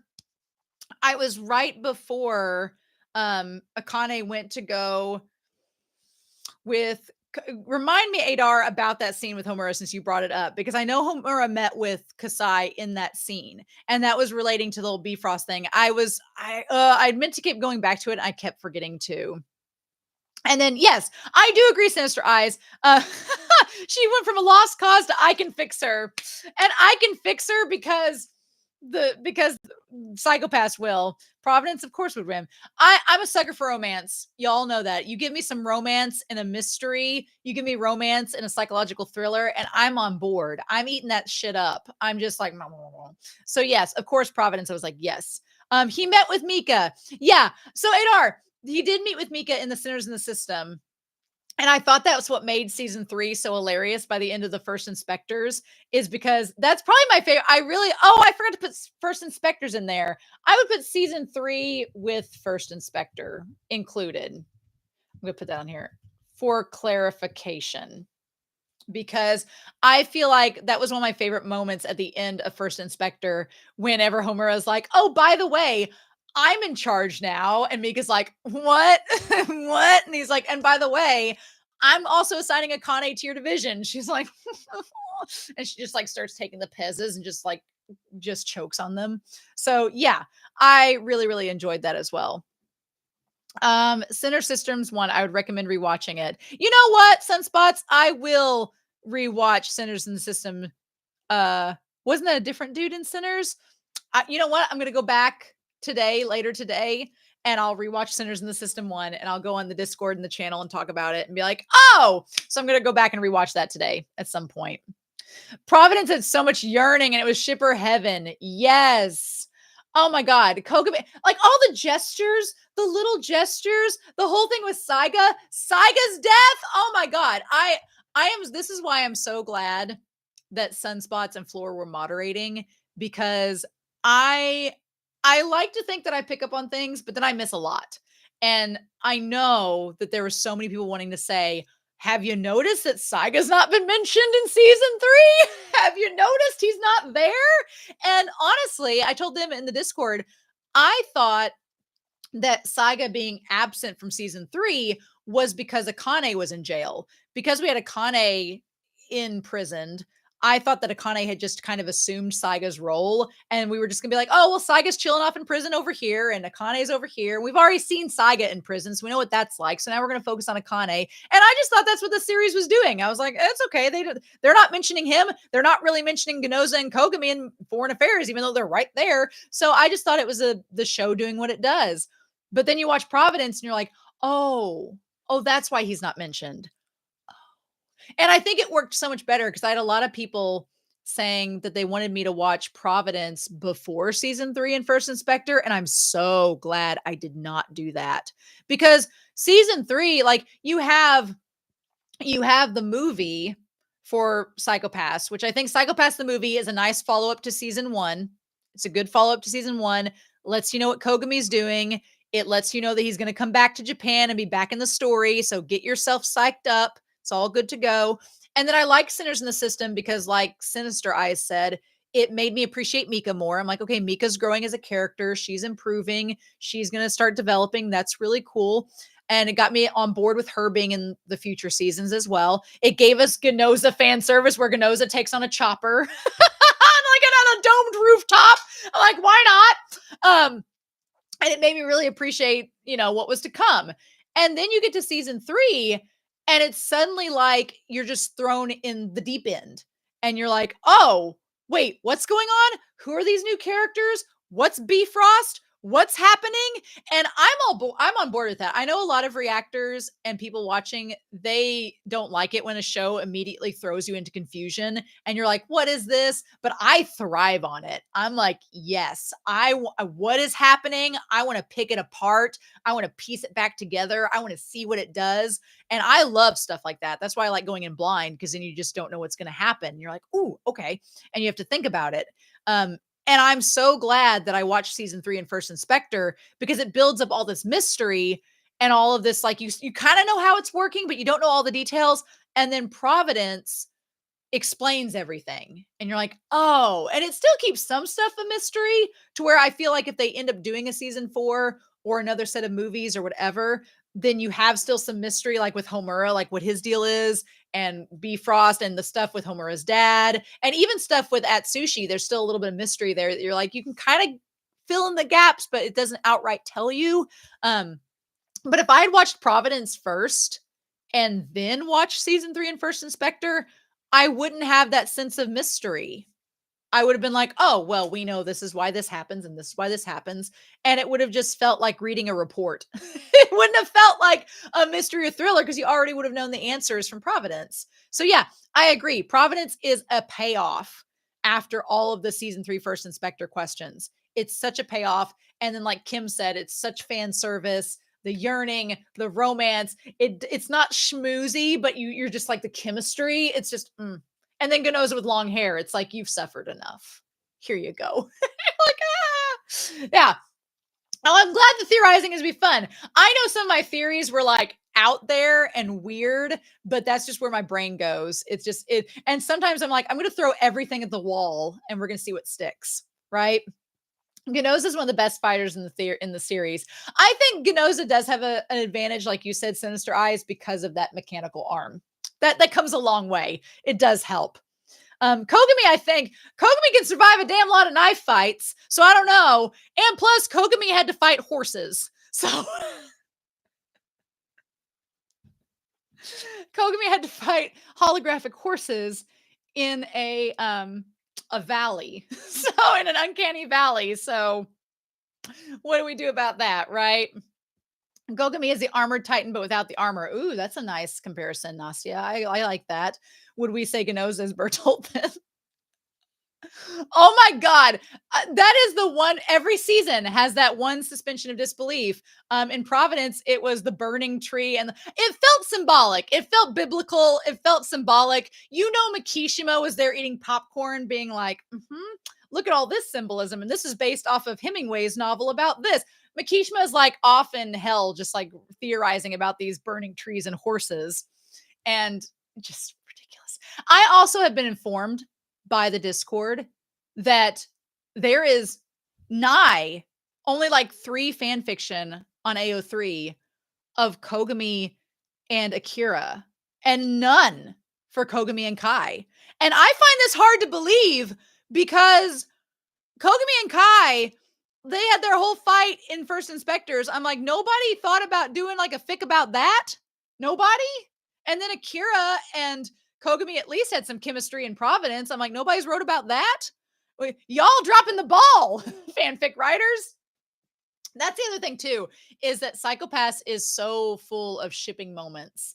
You can have so much fun with shipping in this series. It's such a blast. And I've loved all the different pairings people have talked about and made fun of and had fun with. It's been great. But yeah, I honestly like season 3. Bifrost, what a twist. I kind of have to laugh.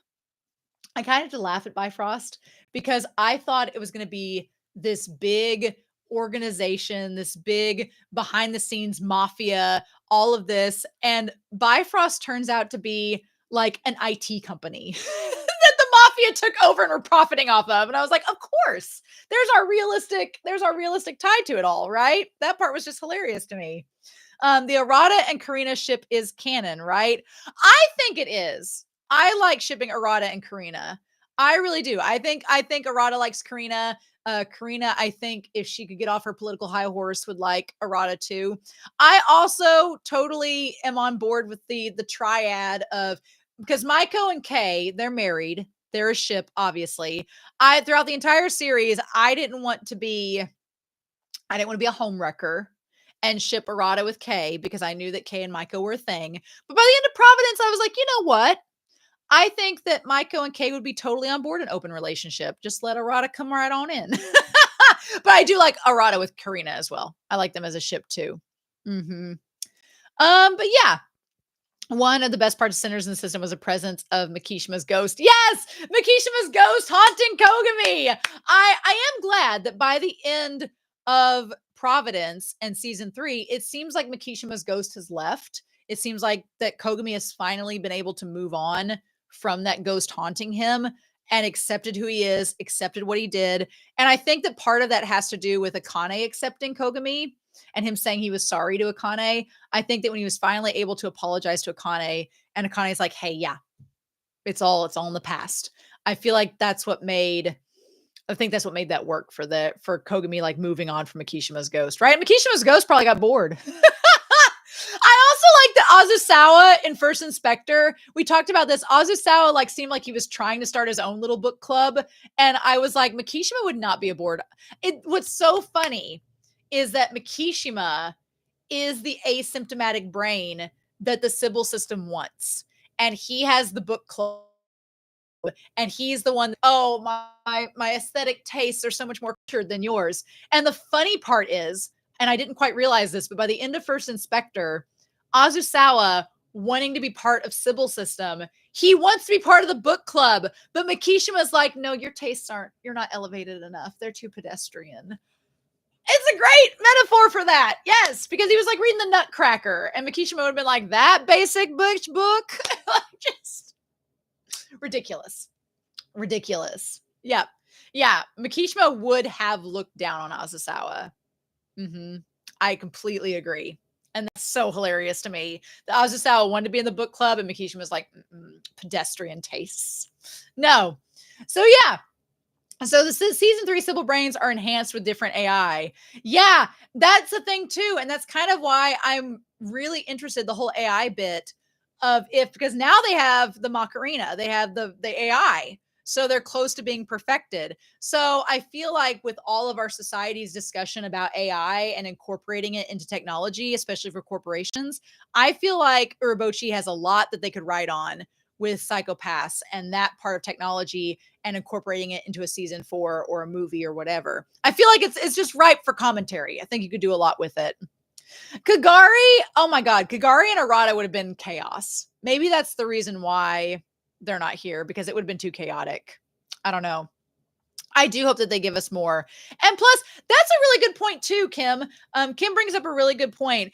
When I started season 3, I was really afraid because I had, we had seen, we'd gotten to love Ginoza from season 2 through Sinners in the System. We had gotten to love Sugo throughout his experiences. We had just gotten used to those two characters. We had been promised that Kogami was going to come back. And then how do they start season 3? Oh, well, Akane's in jail. Kogami and Sugo are gone. Ginoza and Sugo are gone. Kogami's not back. We don't know where Kunozuka is. And here's 3 new characters. You're like, what? I was so like, wait, what is happening? I will admit, the only time I questioned the series was in episode 1 and 2 of season 3. I was like, oh, we're restarting this whole thing. All of my favorite characters are gone now. And we have these new people. And what's so brilliant about Psychopaths is that when season 3 starts, I mean, I liked Shindo. I liked Shindo and Kei right off the bat. I was like, okay, these guys are fine. But I did not like Eri and I did not like Tenma right off the bat at all. I thought they were assholes. And I was like, oh, why are we replacing our kind and soft-hearted and nice characters with you guys? And what makes Psychopaths so great is that over the course of season 3, you come to love those characters and you get to know them and your view completely changes. And it's like, oh, and I could feel with each episode me enjoying their characters even more. And I was like, okay, Psychopaths, you know what you're doing. And then by the time you get to Providence, it's like the best of all worlds. You have all of the characters together in Providence. And it's like, it's great, right? Yes, I love it. It's just, I know, Eri, I did not like Eri at the start at all. I thought he was a jerk. And then I instantly realized he's a softie. It's the Suabe effect, honestly. Sinisterized, Makishima is wanted by the system because he's the missing piece they need, which was the idiosyncrasies when it comes to free will choices. It's not a 1 or 0 choice like Asasawa. Yeah, Asasawa was trying to make his own system, and it's not what the Sybil system wanted. Azusawa was trying to, it's funny you say 1 or 0 because it's like Azusawa was trying to treat the Sybil system like a binary code, like something that it's either one or the other. And then the Sybil system's like, no, we want like Makishima, where we weigh in free choice. And we also talk about like how people work, and we want his brain because he thinks of the way people work in a different way. And yeah, oh, I agree some spots. Azusawa's desperation was delicious. Yes, that's the villain turn that I love to see. When he got so confrontational with Arata, they're at the Sybil system, which the concept of, by the time we get to First Inspector, the idea of this inspector in the Sybil system, and they're fighting in the brain soup. And the Sybil system is like, you don't even go here. We don't even want you. It's just like insanity. And you're just like, this all seems to go. Yeah. So what is the future for Kei? He literally started a villain arc. I know. That's why I want them to do more with this show, because there's so much left unsaid. You have Akane as an enforcer, which is such an amazing concept, coming full circle from the start. You have the idea of Azusawa and Obata, who are not dead. They are in prison. They could very well come back into the series at any given time. And then you have Kei. That was season 3 broke my heart because Kei's arc and the decisions he was making, you knew why he was making them, and they made so much sense, but I was like, no. I kept being like, you're going to become a villain. What are you doing? And then First Inspector, they kind of seem to just like put it aside and been like, hey, we need to build up to Providence. So we're just going to like table this for now. And then Homura, who knows that Kay was on the track to being in a villain arc. And I don't know, maybe Homura, even though he's in position now to be a good guy, what are they going to do about the foxes?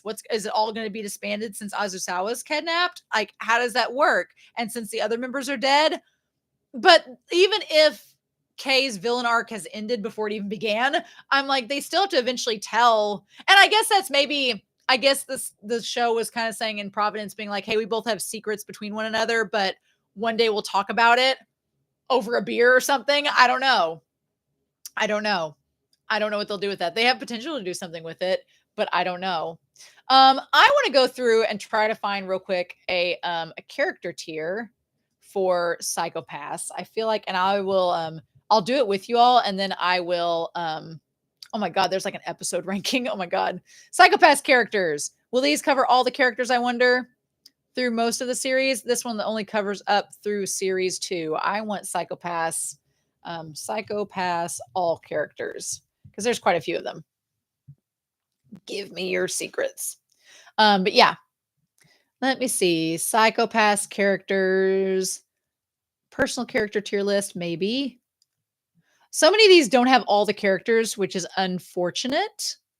But some of them have most of them. So we'll just go with the one that has most of them. I feel bad. This one doesn't have all the characters, but what can we do? All right. So I'm going to squeeze this down a little bit so I can make it a little bit bigger here. All right. So character tier time. Let's go through this. The character tiers I have is I'll protect you with my life. I'm going to just change some of these ranks. We have S rank, which is obviously the Sybil system best rank. Then we'll have A rank we'll put Division 1 rank. Division 1 A rank. And then B, Division 2. Division 2 deserved better. Division 2 deserved better. They got destroyed. So Division 2 B rank. I like this one that's like called You're Kind of Just There, C rank. Do that. And then Please Leave. We're going to put the Madeline rank at the bottom. The Madeline rank is for the bottom, and you just don't deserve to be here. Like, get out.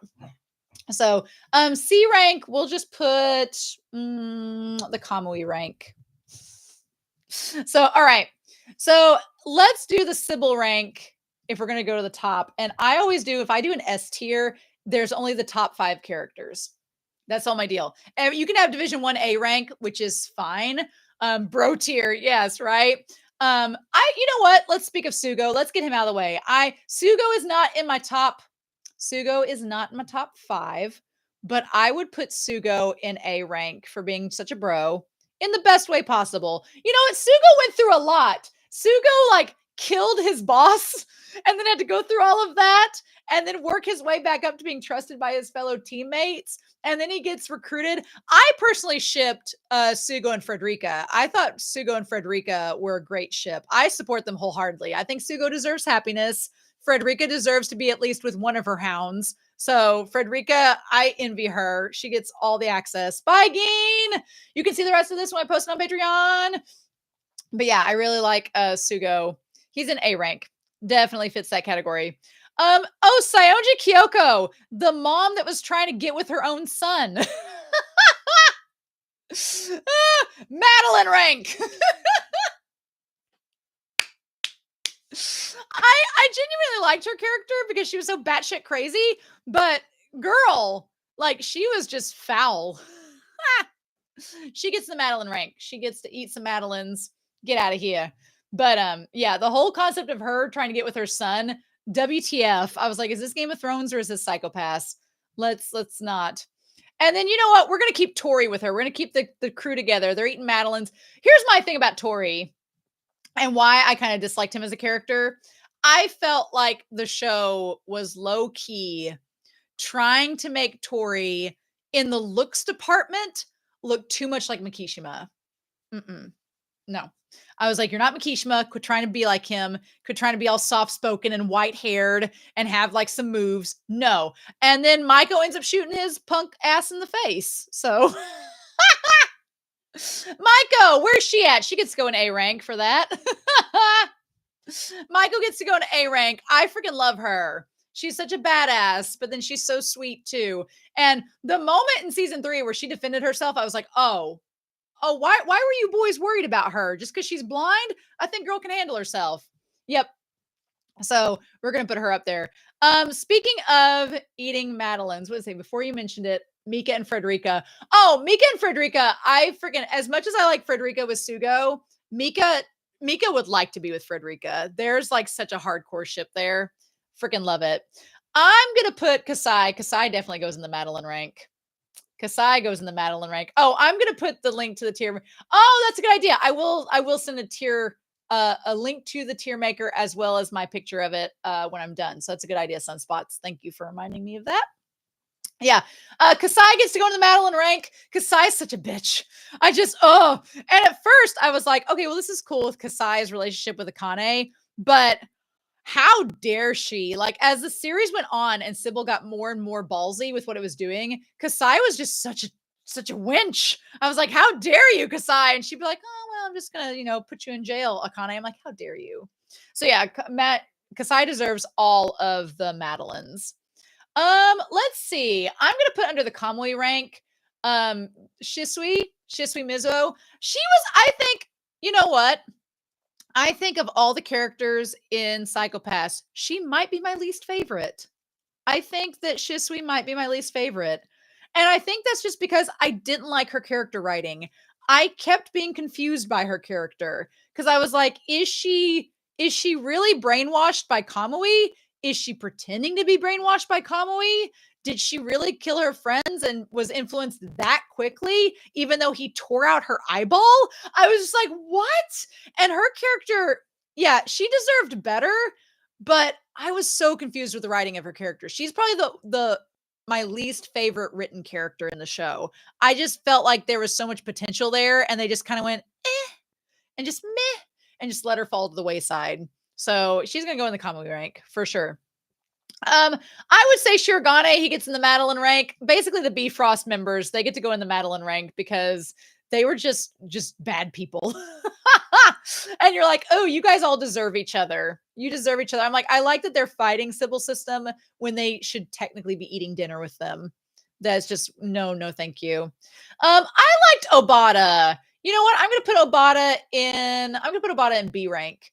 I didn't like her as much as Sugo and Maiko, but I liked Obata enough, right? Oh, we'll get to Homura. We'll get to them. I'm going to save them for later. But I liked Obata a lot. I think she was like a fun, quirky character. She reminded me a lot of a Death Note character. She was kind of like if Misa was more of a hacker, is what she reminded me of. I feel like her and Misa Amane from Death Note would be best friends and in the best way possible. I liked Obata a lot. I thought she was pretty cool. I would put, who else would I put in the B rank, if anybody?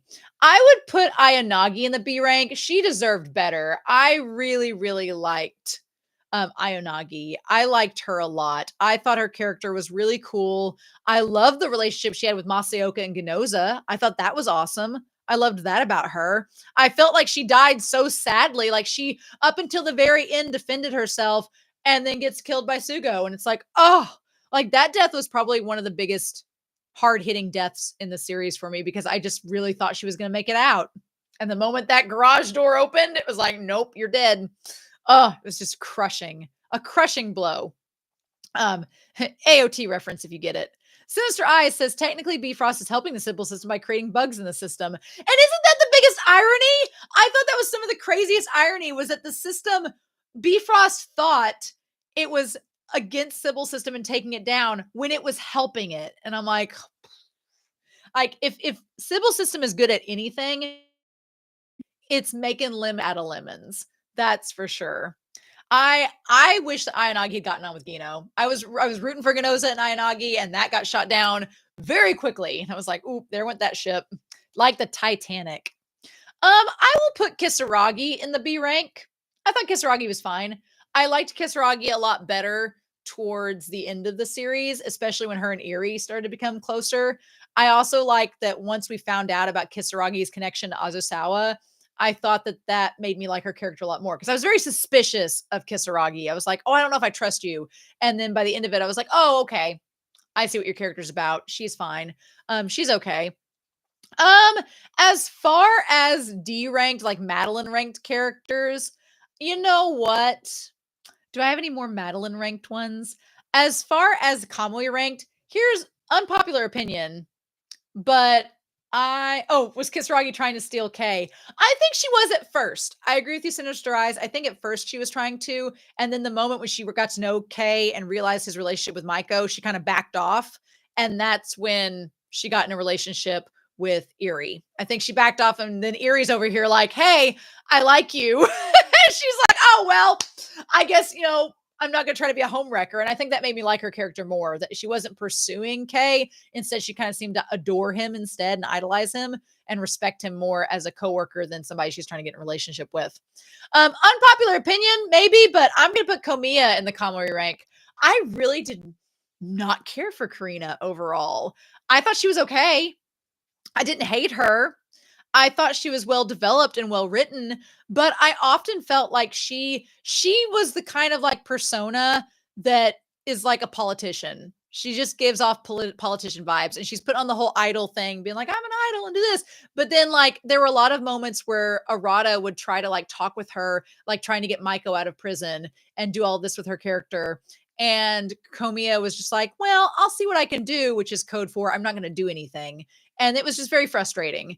And so I was hoping for a little bit more with her character, but she was just kind of lukewarm for me. I was like, meh, she's all right. She's okay. I wonder is the one character on here? Oh, how is Inomiya not on this chart? Travesty. They have Nicholas Wong on here, but they don't have our wonderful Azusawa checkmate chess player. How dare they?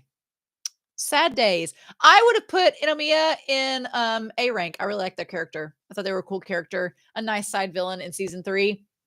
Nicholas Wong, I'm gonna put in the Kamui rank. I don't hate him as much as the Bifrost members. He was a good side villain. Here's the thing. You know what he did? He tried to spoil us on Ginoza's hair. He tried to, and he had Kamiya as a voice actor, so I can't get mad because I like Kamiya a lot as a voice actor. But Nicholas Wong tried to spoil us to Ginoza's long hair moment in Providence. That's why he had to die. That's why Ginoza took him out, so that he can have only one. There can be only one long-haired psychopath character in this series, and it has to be Ginoza. As far as Homura goes, I'm gonna put Homura in the B rank because he's Miyano Mamoru's character. I would put him in Kamui rank, but I honestly, he's so fascinating to me and I'm so intrigued by him.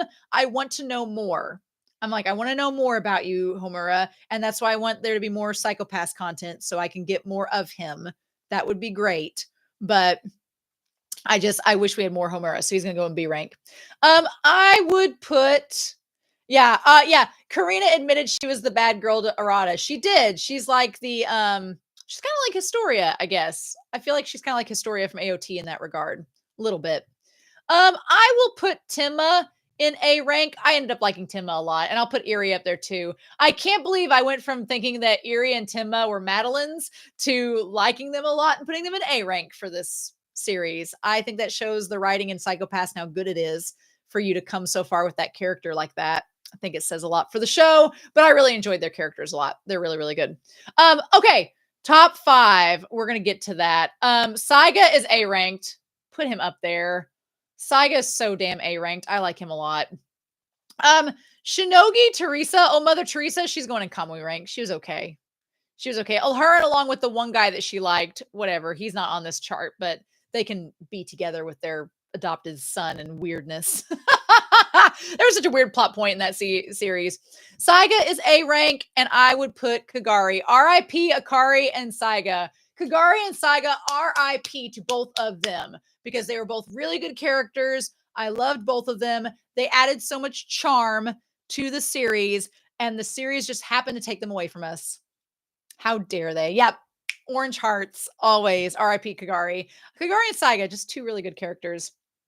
I would put Shion up there in A rank as well. I like Shion a lot, and I would put Kunozuka right alongside her. Yayoi and Shion have to be together. They have to be side by side, kind of like Iri and Tenma. They're both just such good characters. And plus, congratulations for Shion and Yayoi alongside Maiko and Kai for having like the two canon relationships in the show. Good for you. I mean, we have relationships we all consider to be canon, but theirs are legit. So I love their characters so much. And I'm glad that they both get out of the Sybil system, or they get out of the Public Safety Bureau and get to be together. So that's good. Shion's an icon. Shion just has such a classic look too. I love Shion reminds me of a character from Neon Genesis, the scientist in Neon Genesis, also a blonde, but I feel like she's also a reference to that Neon Genesis character because they both have the blonde hair, the science trench coats, they both smoke, and there's lots of moments where Shion had like the lipstick on the cigarettes, and that is that character from Neon Genesis's like signature look. So I feel like it's a direct reference and I love it. It's yes, Ritsuko, thank you. Yes, Ritsuko is, I feel like Shion is like a reference to Ritsuko and in a good way. And I love it. Yep, loves to explain what's happening, right? The good news is that unlike Neon Genesis, Shion gets to go and have a relationship with her dark-haired best friend. I feel like the show was like, oh, we'll just change it up a little bit from Neon Genesis. We'll let her and her dark-haired best friend have a good old-fashioned relationship. Let's make that a thing. I do agree, Sunspots, that Shion is one of the best femme fatales in anime. She is smart, resourceful, incredibly sexy. I think she's amazing. So she's up there as well. I'm gonna put them up there towards the top. Okay. As far as Kay and I gotta have my top 5, right? Risco's best partner was the cat. Yes, very true. Very true.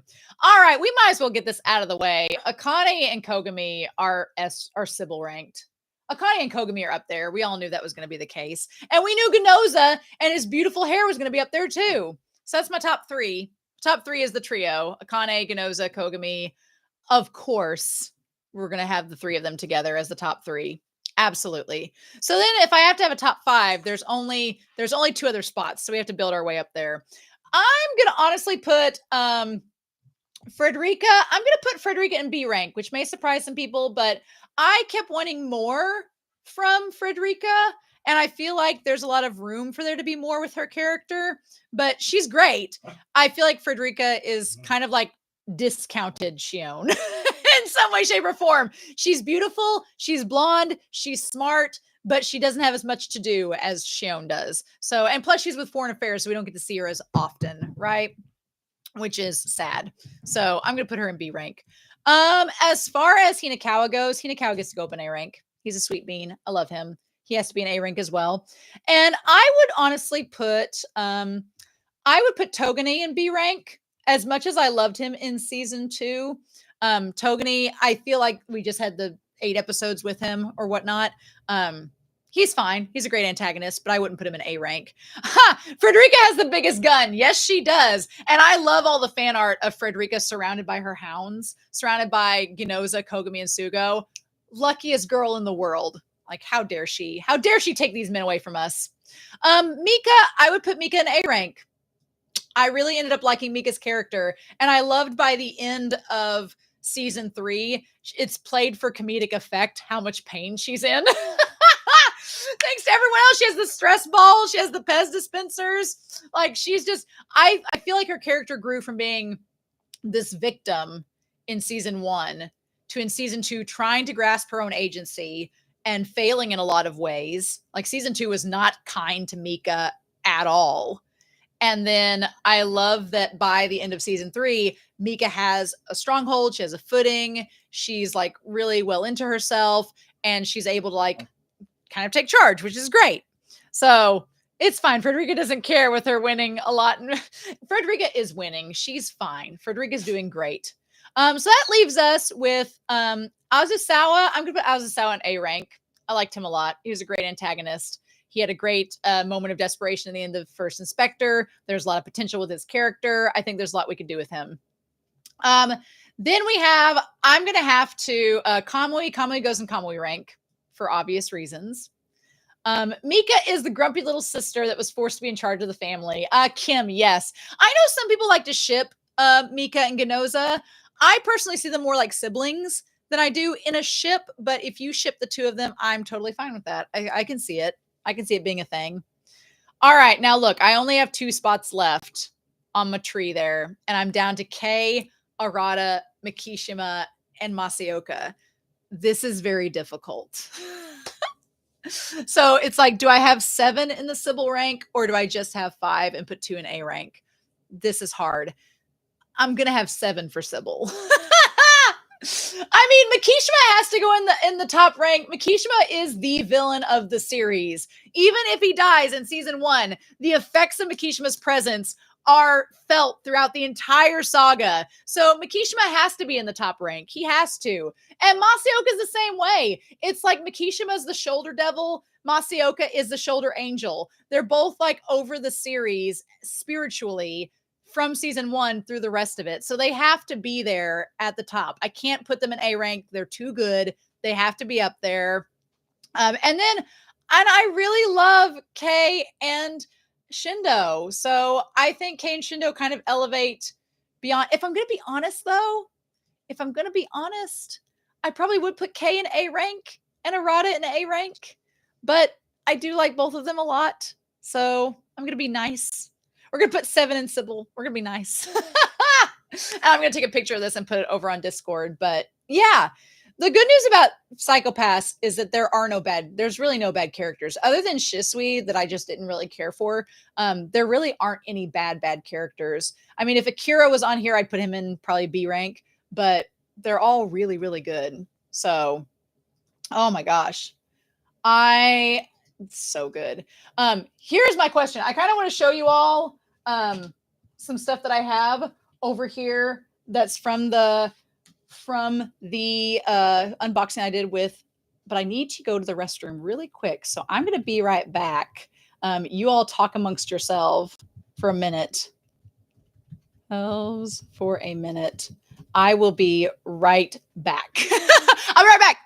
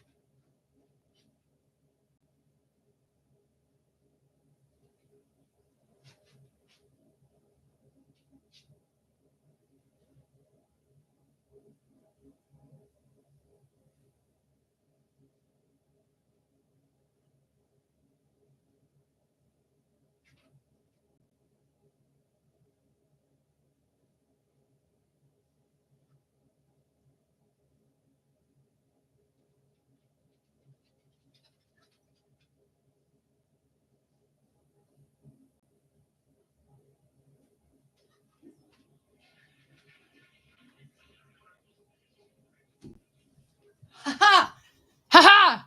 I felt like I was at a NASCAR pit stop. Okay. All right. There we go. We're back. It's like the fastest break ever. So, all right. How fast can you go and come back? So, yeah, I'm just not ready to stop talking about Psycho-Pass yet. So, Sunspots was super kind and got me some things, which I'm sure I will take more pictures of and put in the Discord. But they were awesome and got me these official profiles from the movie, which there's so much Psycho-Pass merch that I didn't even know existed. And I mean, got character profile obviously is not, but I want to point out like Kagari's little fashion statement here with the green pants. I mean, awesome, right? But there's a lot going on here. Although we'll say, like the different characters from the seasons, they're all kind of profiled in this. A lot of them I forgot about. The hues are profiled in this as well. There's just how the Sybil system works, the brains and how they go about. Those are all cool. There is just a lot of merch. And here's the thing. I only got like a few rooms here. But look how sad Akane is. Look at her sad face. She looks so sad there. Like who made Akane really sad, right? Probably Kogami with the gun next to her. Probably him. Probably that's why she's sad, right? Then you have, of course, this is called We Could Both Be Into Her, or we could be considering a threesome. That's what this picture is called. Or Don't Let the Boss Know We Have a Secret Relationship. We say we're brothers, but I know, Kim. The Dominator that's there, it looks so cool, but poor Kogami making her sad. And then look at you got Makishima T-posing here. How dare he? I really like, look, this is not dissuading me from Akane being shipped with both Makishima and Kogami, because they literally gave us a double spread with her with both of them. So I do agree. Akane has such a recognizable design. It's great. Oh my gosh. Hi, Kogami. How you doing? This is just, I'm a sucker for an anime guy in a suit with a barely there tie, aka a la Spike Sybil, and here we are. Looks really great. Like that one.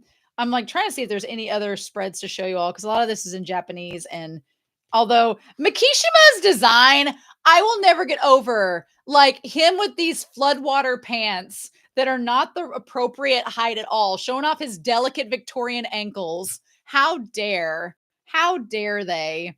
Like they have him in like his little Saiga green sweater. The speaking abilities of Makishima, absolutely. And then we had Chu in here. These are really good. I love the artwork illustrations from the painting gallery episode. That is great. Oh, look at Makishima. Look at they try to do Makishima with like his non-existent abs exposed. His like not their abs. How dare you with his copy of Catcher in the Rye. Then we have, oh yes, this is, oh my God, it's the meme. My dog is like being silly. Okay, you know the meme where the guy stops the girl who's looking over at the guy and making eyes at him? This is Psychopath's version of that meme where Kogami's like looking over at Makishima. The black and white combo with the two of them, so good. Oh, I love this. Oh, I love this of Kogami and Makishima with like the cigarette in the foreground, like burning off into the distance. That's so good. That's awesome. And my dog being ridiculous. So, oh, and then they're just going to give us shot after shot, the two of them. I don't know why Makishima has this like Lion King-esque tribal necklace, but trying to make a fashion statement right before he gets his head blown off, you know, like you do. And then, of course, I love Kogami with the jacket that has the red inlay in there. And then, of course, we have to show Akane looking happy. How dare they? So, yeah, that book is really good. And then, oh, no! They have the scene. Oh, they gave us the scene of Masaoka's dad's death. Like, frame by frame. Why would they do that? Like, on the back cover. Shit, that's so sad. That's so sad. How dare. How dare. So then we have, from the movie, Kogami in his, like, working gear. Accessorizing for his bioterrorism. Ha! Ha! Yes, I agree, Kim. I like the good guy having the black theme and the bad guy in white. Love you. You love it. They just wanted to stab us in the feels. Absolutely. So then we have the movie. I want to see if they gave us any other double spreads. Oh man, just to make us feel bad, they're going to go through and give us Kagari's death, everything. What is justice? Indeed. That's a good one there. And then What Color from season 2. Nice. Nice. And this gets into Kamui and all of that. There's so many in here. Oh my God, I love the little chibis. The chibis of all of them, that's adorable. Oh my God, they have Togani as Rudolph the Red-Nosed Reindeer. That's so cute. And Kogani or Hinakawa as well. I like Kogami by the burger. And then they have Ginoza as a snowman and also with shepherd's pie. That's super cute. I like Kogami as a Cheshire cat. That's adorable. And then of course Akane is the white rabbit. That's really cute. I like that. And Grumpy Ginoza as the Mad Hatter. Adorable.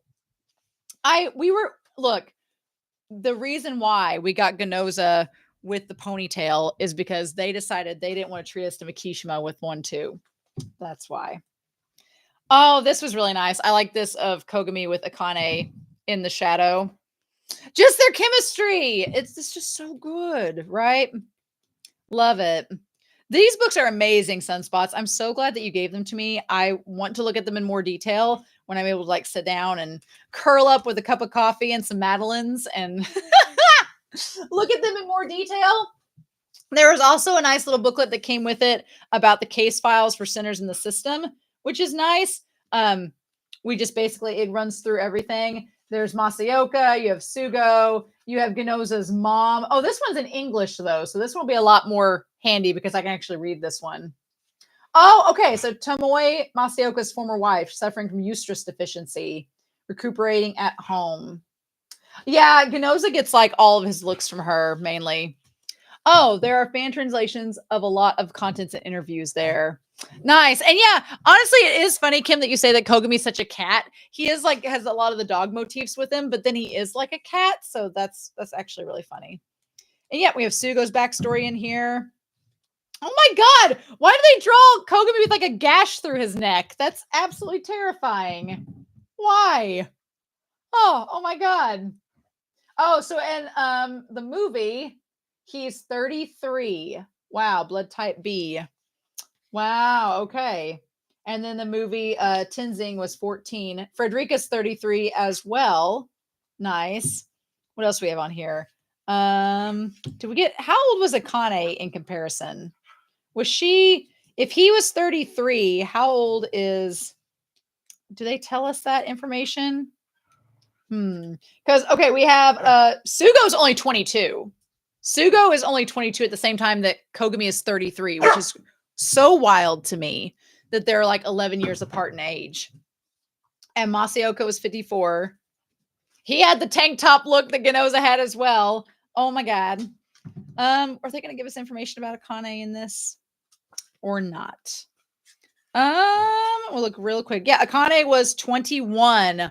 Oh wow, and Ginoza is 32. So that is an age difference. There is, if you are into the age difference trope, Akane, she's 12 years younger than him. Oh, well, I'm still shipping them.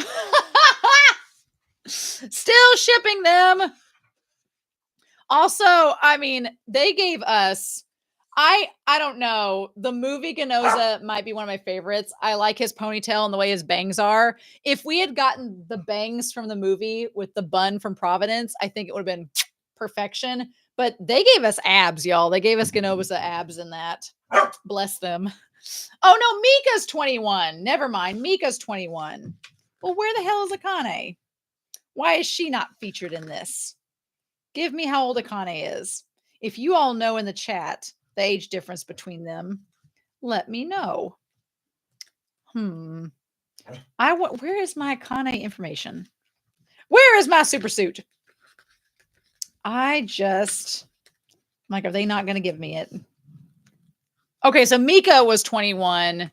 Okay, there's a 7-year difference. Thank you, Linus. You're a savior. Thank you. So 7-year difference, I can deal with a little bit more. 12, I was like, oh, that is a difference. But 7, by the time they're in their 20s, they're fine. So if he was 33, that would have made her like what, 24? That's fine. That's fine. We can deal with that. Or no, not 33. She would have been 7-year difference. She would have been 27. So yeah, that's fine. We're totally good. Yeah, I thought Mika being 21 and him being 33, I'm like, oh, there's a difference there. But no, that one's fine. And then I really like From Providence for the 10th anniversary. Sunspots got me this really nice illustration that is of all of them. And you can see Ginoza's man bun, which is super cute. Okay, so Akane's 21. It just said Mika was. Mika and Akane are not the same age. I'm trying to troll Cyber. But there's also this really cute illustration of Kogami making food with Masayoka. Nice. Okay, so Kogami and Gino are 2084 birth year, and Akane is 2092. Okay, so wow. So is there, sorry, Cyber, did I get it wrong? So there is 12 years.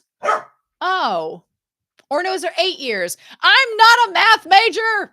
So it is 8 years. Yes, thank you. Anime, and he's like, oh my God. So 8 years. I'm fine with that. Oh my gosh, this is super cute. With Providence, all of them there. You have, I'm glad you used a calculator, Annie. I feel better that way. So then, yes, that's super cute. Yeah, how is he 10 years older than Sugo? Poor Sugo. Sugo's just been through it rough, y'all. Oh, I love Frederica in that. She looks gorgeous. And you have Saiga chilling out in heaven, slurping his coffee. Yeah. Here's the thing.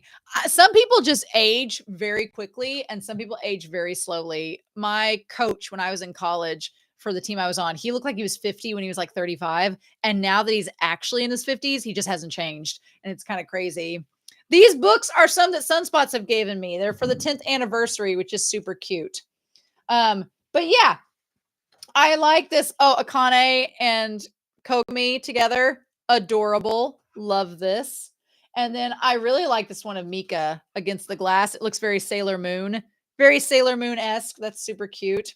Oh, look, it's Sugo and his military buddy that turns out to be an enemy. And then look at this shot from Providence. Look at our shot of Ginoza with the bangs, the man bun, and then Frederica with it. It's like Team Ponytail alongside Kogami. Absolutely adorable. I love it. I'm so glad, Sunspots, that you got me this little art book for the movie, as well as this thing here. Oh, look. It's the three of them, like with their drinking their whiskey together. That's so cute. And then you have Akane just walking off like everything is all hunky-dory. She's not about to go shoot Kasai in the face. Oh my God. That's so good. So good. But yeah, now. And then, oh my gosh. If this series is not trying to tell us that they're shipping Akane and Kogami together, then why is the inlet cover? Why is it this? Exhibit A and B. Right here. How dare they? How dare they? Like she's just above him the whole time, like in his thoughts. How dare they? And then yeah, it's the two of their two skulls blending together. Yep. You would think the cigarette would make him look older, but nope. Maybe look, Ginoza's mom though is beautiful, so maybe that helped. Maybe he has his mother's genetics helping him, and that's all there is to it. Oh, Kogami is like the Kakashi of Naruto. He'll never age. I agree with that. Kogami's just got good genetics, clearly. I don't think, Sinister Eyes, I don't know. The ending of Providence was much more shocking if you didn't watch season 3 yet. I mean, you wouldn't know anything about what was going on. But here's the thing. I think that it's one of those situations where you kind of have to watch Providence first. Otherwise, all of season 3 and all of First Inspector is spoiled. So it's like, would you rather have the one moment of Akane not spoiled or everything else?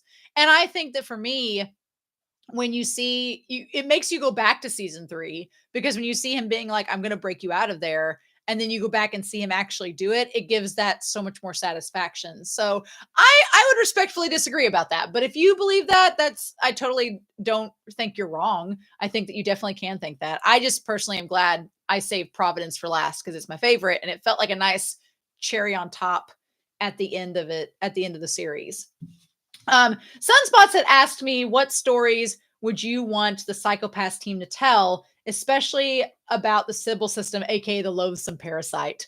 I really honestly, I'm kind of fascinated about the series as a whole, like what the process was in between the years of it coming out. Like, why did they think of going this route instead of this route? What did they think? Why did they split First Inspector off from season 3? why did they do Providence last? Like, I'm very interested in the behind the scenes with it, but it's so cool, right? It was random that she just shot Kasai. I know. Yeah. You just thought she was going to take the new job. I feel like the moment Akane realized what Sybil system was doing, that she was like, you've taken advantage of all these people and you're kind of a hypocrite, Sybil system. And now you want me. I think what got me the moment that Kasai was like, oh, you're going to take Atsushi's position. And one, it was separating her from all of her coworkers in Division 1. It was like, I felt like Akane was cornered. Kasai had basically said, you're kind of maybe a threat to me, so I'm going to make you isolated. I'm going to take you away from your division, which Akane did not want. I'm going to basically put you in a position like Atsushi, who you just saw blow his brains out. So you can see where that's going to lead you, and it's going to make you isolated where you're also a target.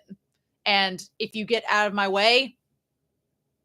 And so Akane was like, I'm not going to go quietly into this good night and let you separate me from my team and let me not be, because even when she's in prison, she's able to talk with Hinakawa, and under the circumstances, what she was going to be in. She also, I think that's a really cool thing Providence did was when they showed us that boardroom scene and there was all those like executives there, and Akane was just struggling to talk to them because they were so corrupted. And she was just like, none of you all are listening to the problem. And they're like, we don't care because it doesn't pertain to us.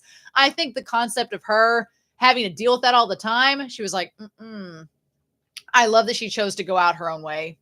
I love it. I'm like, she's like, I'm not going to go this route. I'm going to choose my own path. And I'm like, and I think Kogami respects that too. Yes.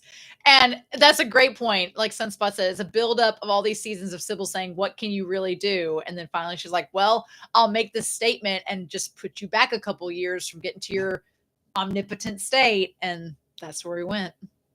I love this series so much.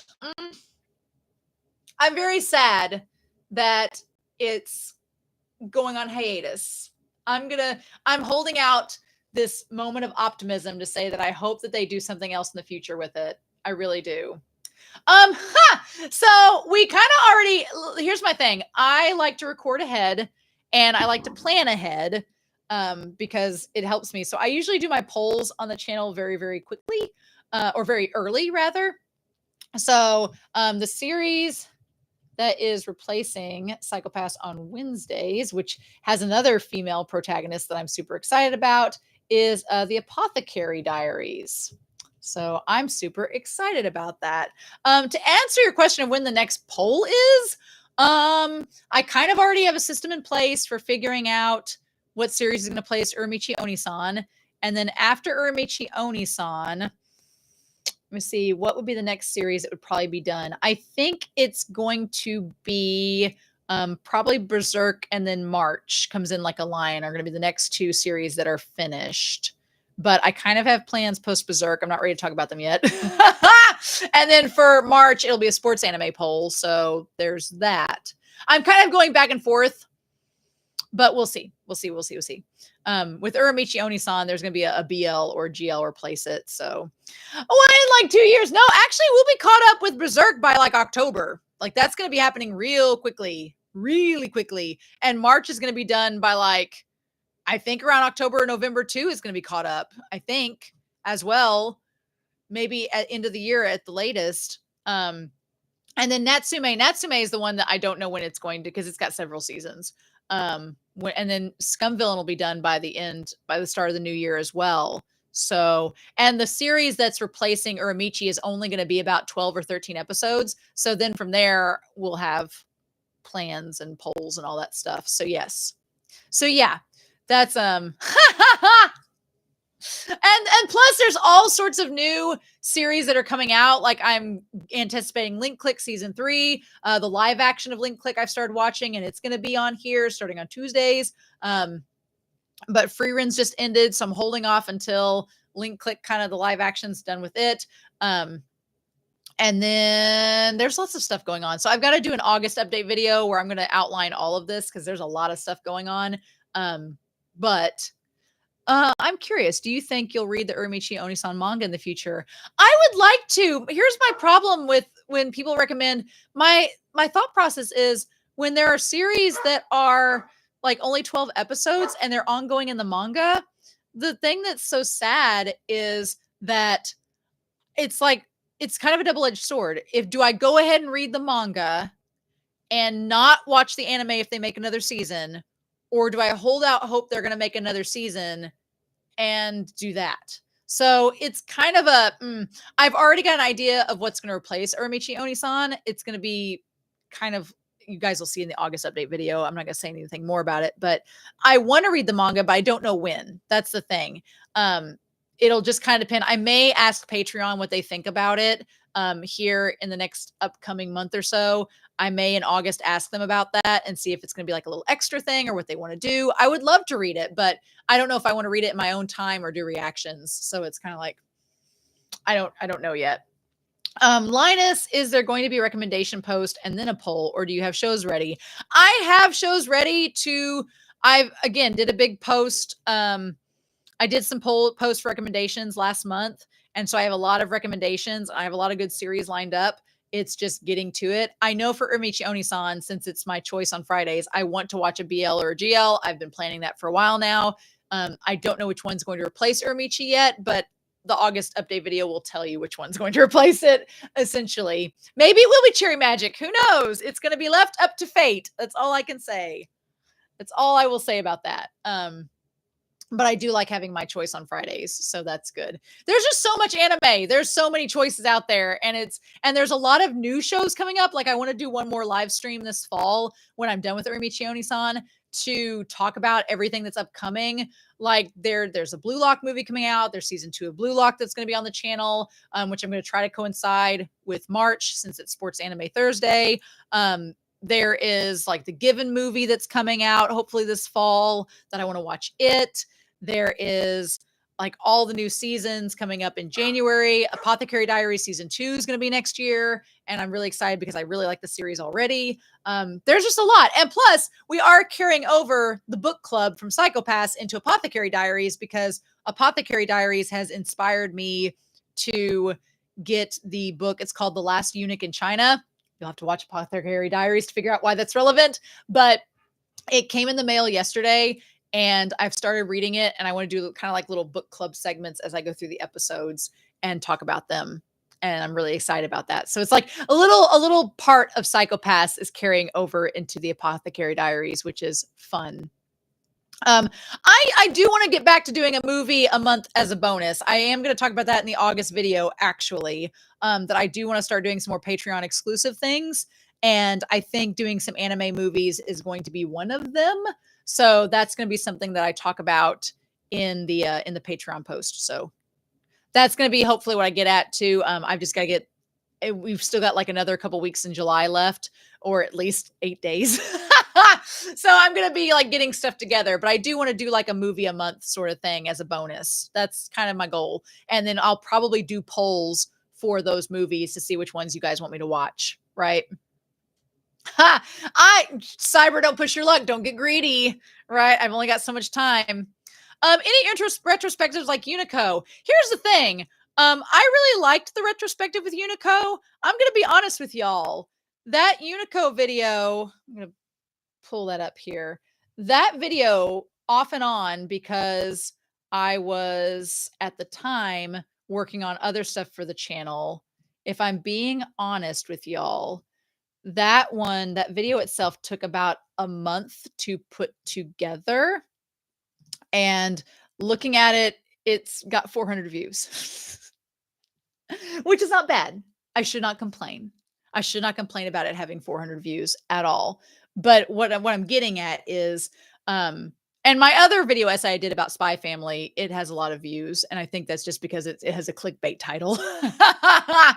But that retrospective on Unico, it took so long to put together. It was like a month of reacting and editing and video essaying. And I did like 4 or 5 pieces of Unico media. And I really enjoyed doing it. Don't get me wrong. I enjoyed doing it. I had a lot of fun, but it was so much work. And then like no one talked about it. I was like, I like brought it up, and I think it's just because it was Unico and nobody really knew about it. And I appreciate that you liked it, Sunspots. You and Frank Ace and like Moomin were like the only patrons that really commented on it. And I really appreciate that. It's just when you put all that work into something and you're like, oh, everybody's going to talk about it and it's going to create all this dialogue, and then nobody watches it. You're like, okay. You're like, that was a lot of work. And it's like, okay, is the payoff? And I'm happy with the payoff because I did enjoy it. It's a big chunk of my childhood. I really enjoyed it. But video essays worry me because I'm not like some big name reaction channel where like Mother's Basement puts out a video and it has 200,000 views in like a day. And that, and I hate the idea of numbers making your work seem like it has value, but you do want your work to have, you want there to be payoff. You want it to just be like, okay, I did this work, I put it out here, and I want it to feel like it has some kind of reaction or it creates some kind of discussion. And so if I do, the two videos that I really, really want to do, video essays are so much work. And like the Unico one has like no views. And I'm like, well, cool. Maybe it will in retrospect. Maybe people will eventually be like, oh, and maybe it's just because I know it's because I don't get monetary commissions off of YouTube. I'm sure that's part of it, but I don't want to make my taxes even more complicated than they already are. I only get stuff off of Patreon, and I'm like, if YouTube starts monetizing, my biggest fear is if YouTube starts monetizing, they'll get more critical looking at my videos, and I don't want to risk more copyright strikes or things like that. Even though I don't think they're warranted, it does frustrate me. But I'm sure because I'm not monetized by YouTube, they throw me at the bottom of the pile. I'm sure. So if you want to recommend my channel to people, that'd be great. That's my shill. If people recommend my channel or share it to others, then that's kind of word of mouth. Do like a little underground movement, but that's the only way I feel like it's going to get out there and get known, probably, because I just don't want to get into taxes with YouTube and all that jazz and add one more rat race to the pile. But I would like to, I appreciate that. Yes. I'm glad y'all are very supportive because that helps out a lot. PR, exactly. I do have 2 video essays I would like to work on. There's one post Berserk that I would like to do just about Berserk in general. I would like to organize it and do it over winter. That'd be a fun goal to have. And then at some point, I think when the final Bleach 1,000-year Blood War arc gets animated and released, then I want to start catching up and then do a giant Bleach video. I don't know. There's this one girl named Jenny Nicholson. She does like 4-hour videos of just like something that she's really passionate about. And I'm so like, I feel so much respect for her because she does so much work into them. I would love to do a giant like 5-hour Bleach video. I would love to do that. I would eat that up. But it takes a lot of planning and a lot of work, and it's just a process. So that's kind of where I am at the moment. So, and it's kind of one of those things. It's like, do you want me to be a video essay channel or a reaction channel? Because not very many people are both. That's the thing that I found out. A lot of these places that have just video essays with all of these video essays with views, they don't do reactions. They just watch the shows and then do a video essay about them. So it's kind of like, which would you rather have? If I was doing just video essays and not spending hours and hours and hours and hours of reacting and editing content, sure, I could do a lot of video essays, but it's like, take your pick. Like, do you want me to be a reaction channel or a video essay channel, or be primarily one and just kind of work on the side with another? It's just hard to do it all, basically. But yeah. Oh yeah. Berserk is such a slice of life story. So slice of life. It's just so, I know. Now I say that, and then Attack on Titan, there's like 48 hours worth of me talking about just that show. So if anybody wants to hear somebody talk about Attack on Titan endlessly, go find my playlist. But yeah, as far as anything else about Psycho-Pass, I can't believe we've made this almost a 3-hour live stream. I was really worried that there wouldn't be much to talk about other than how great it was, but look at us. I'm so excited. So, does anybody have any other questions about anything in general or about Psycho-Pass? Perhaps? Me? I have really enjoyed talking about this series, and I'm gonna hold out hope that they're gonna do another season or movie for it because I will be all about it. But I have the manga. I am going to eventually, it's on my to-do list. I want to look at the manga eventually and then post on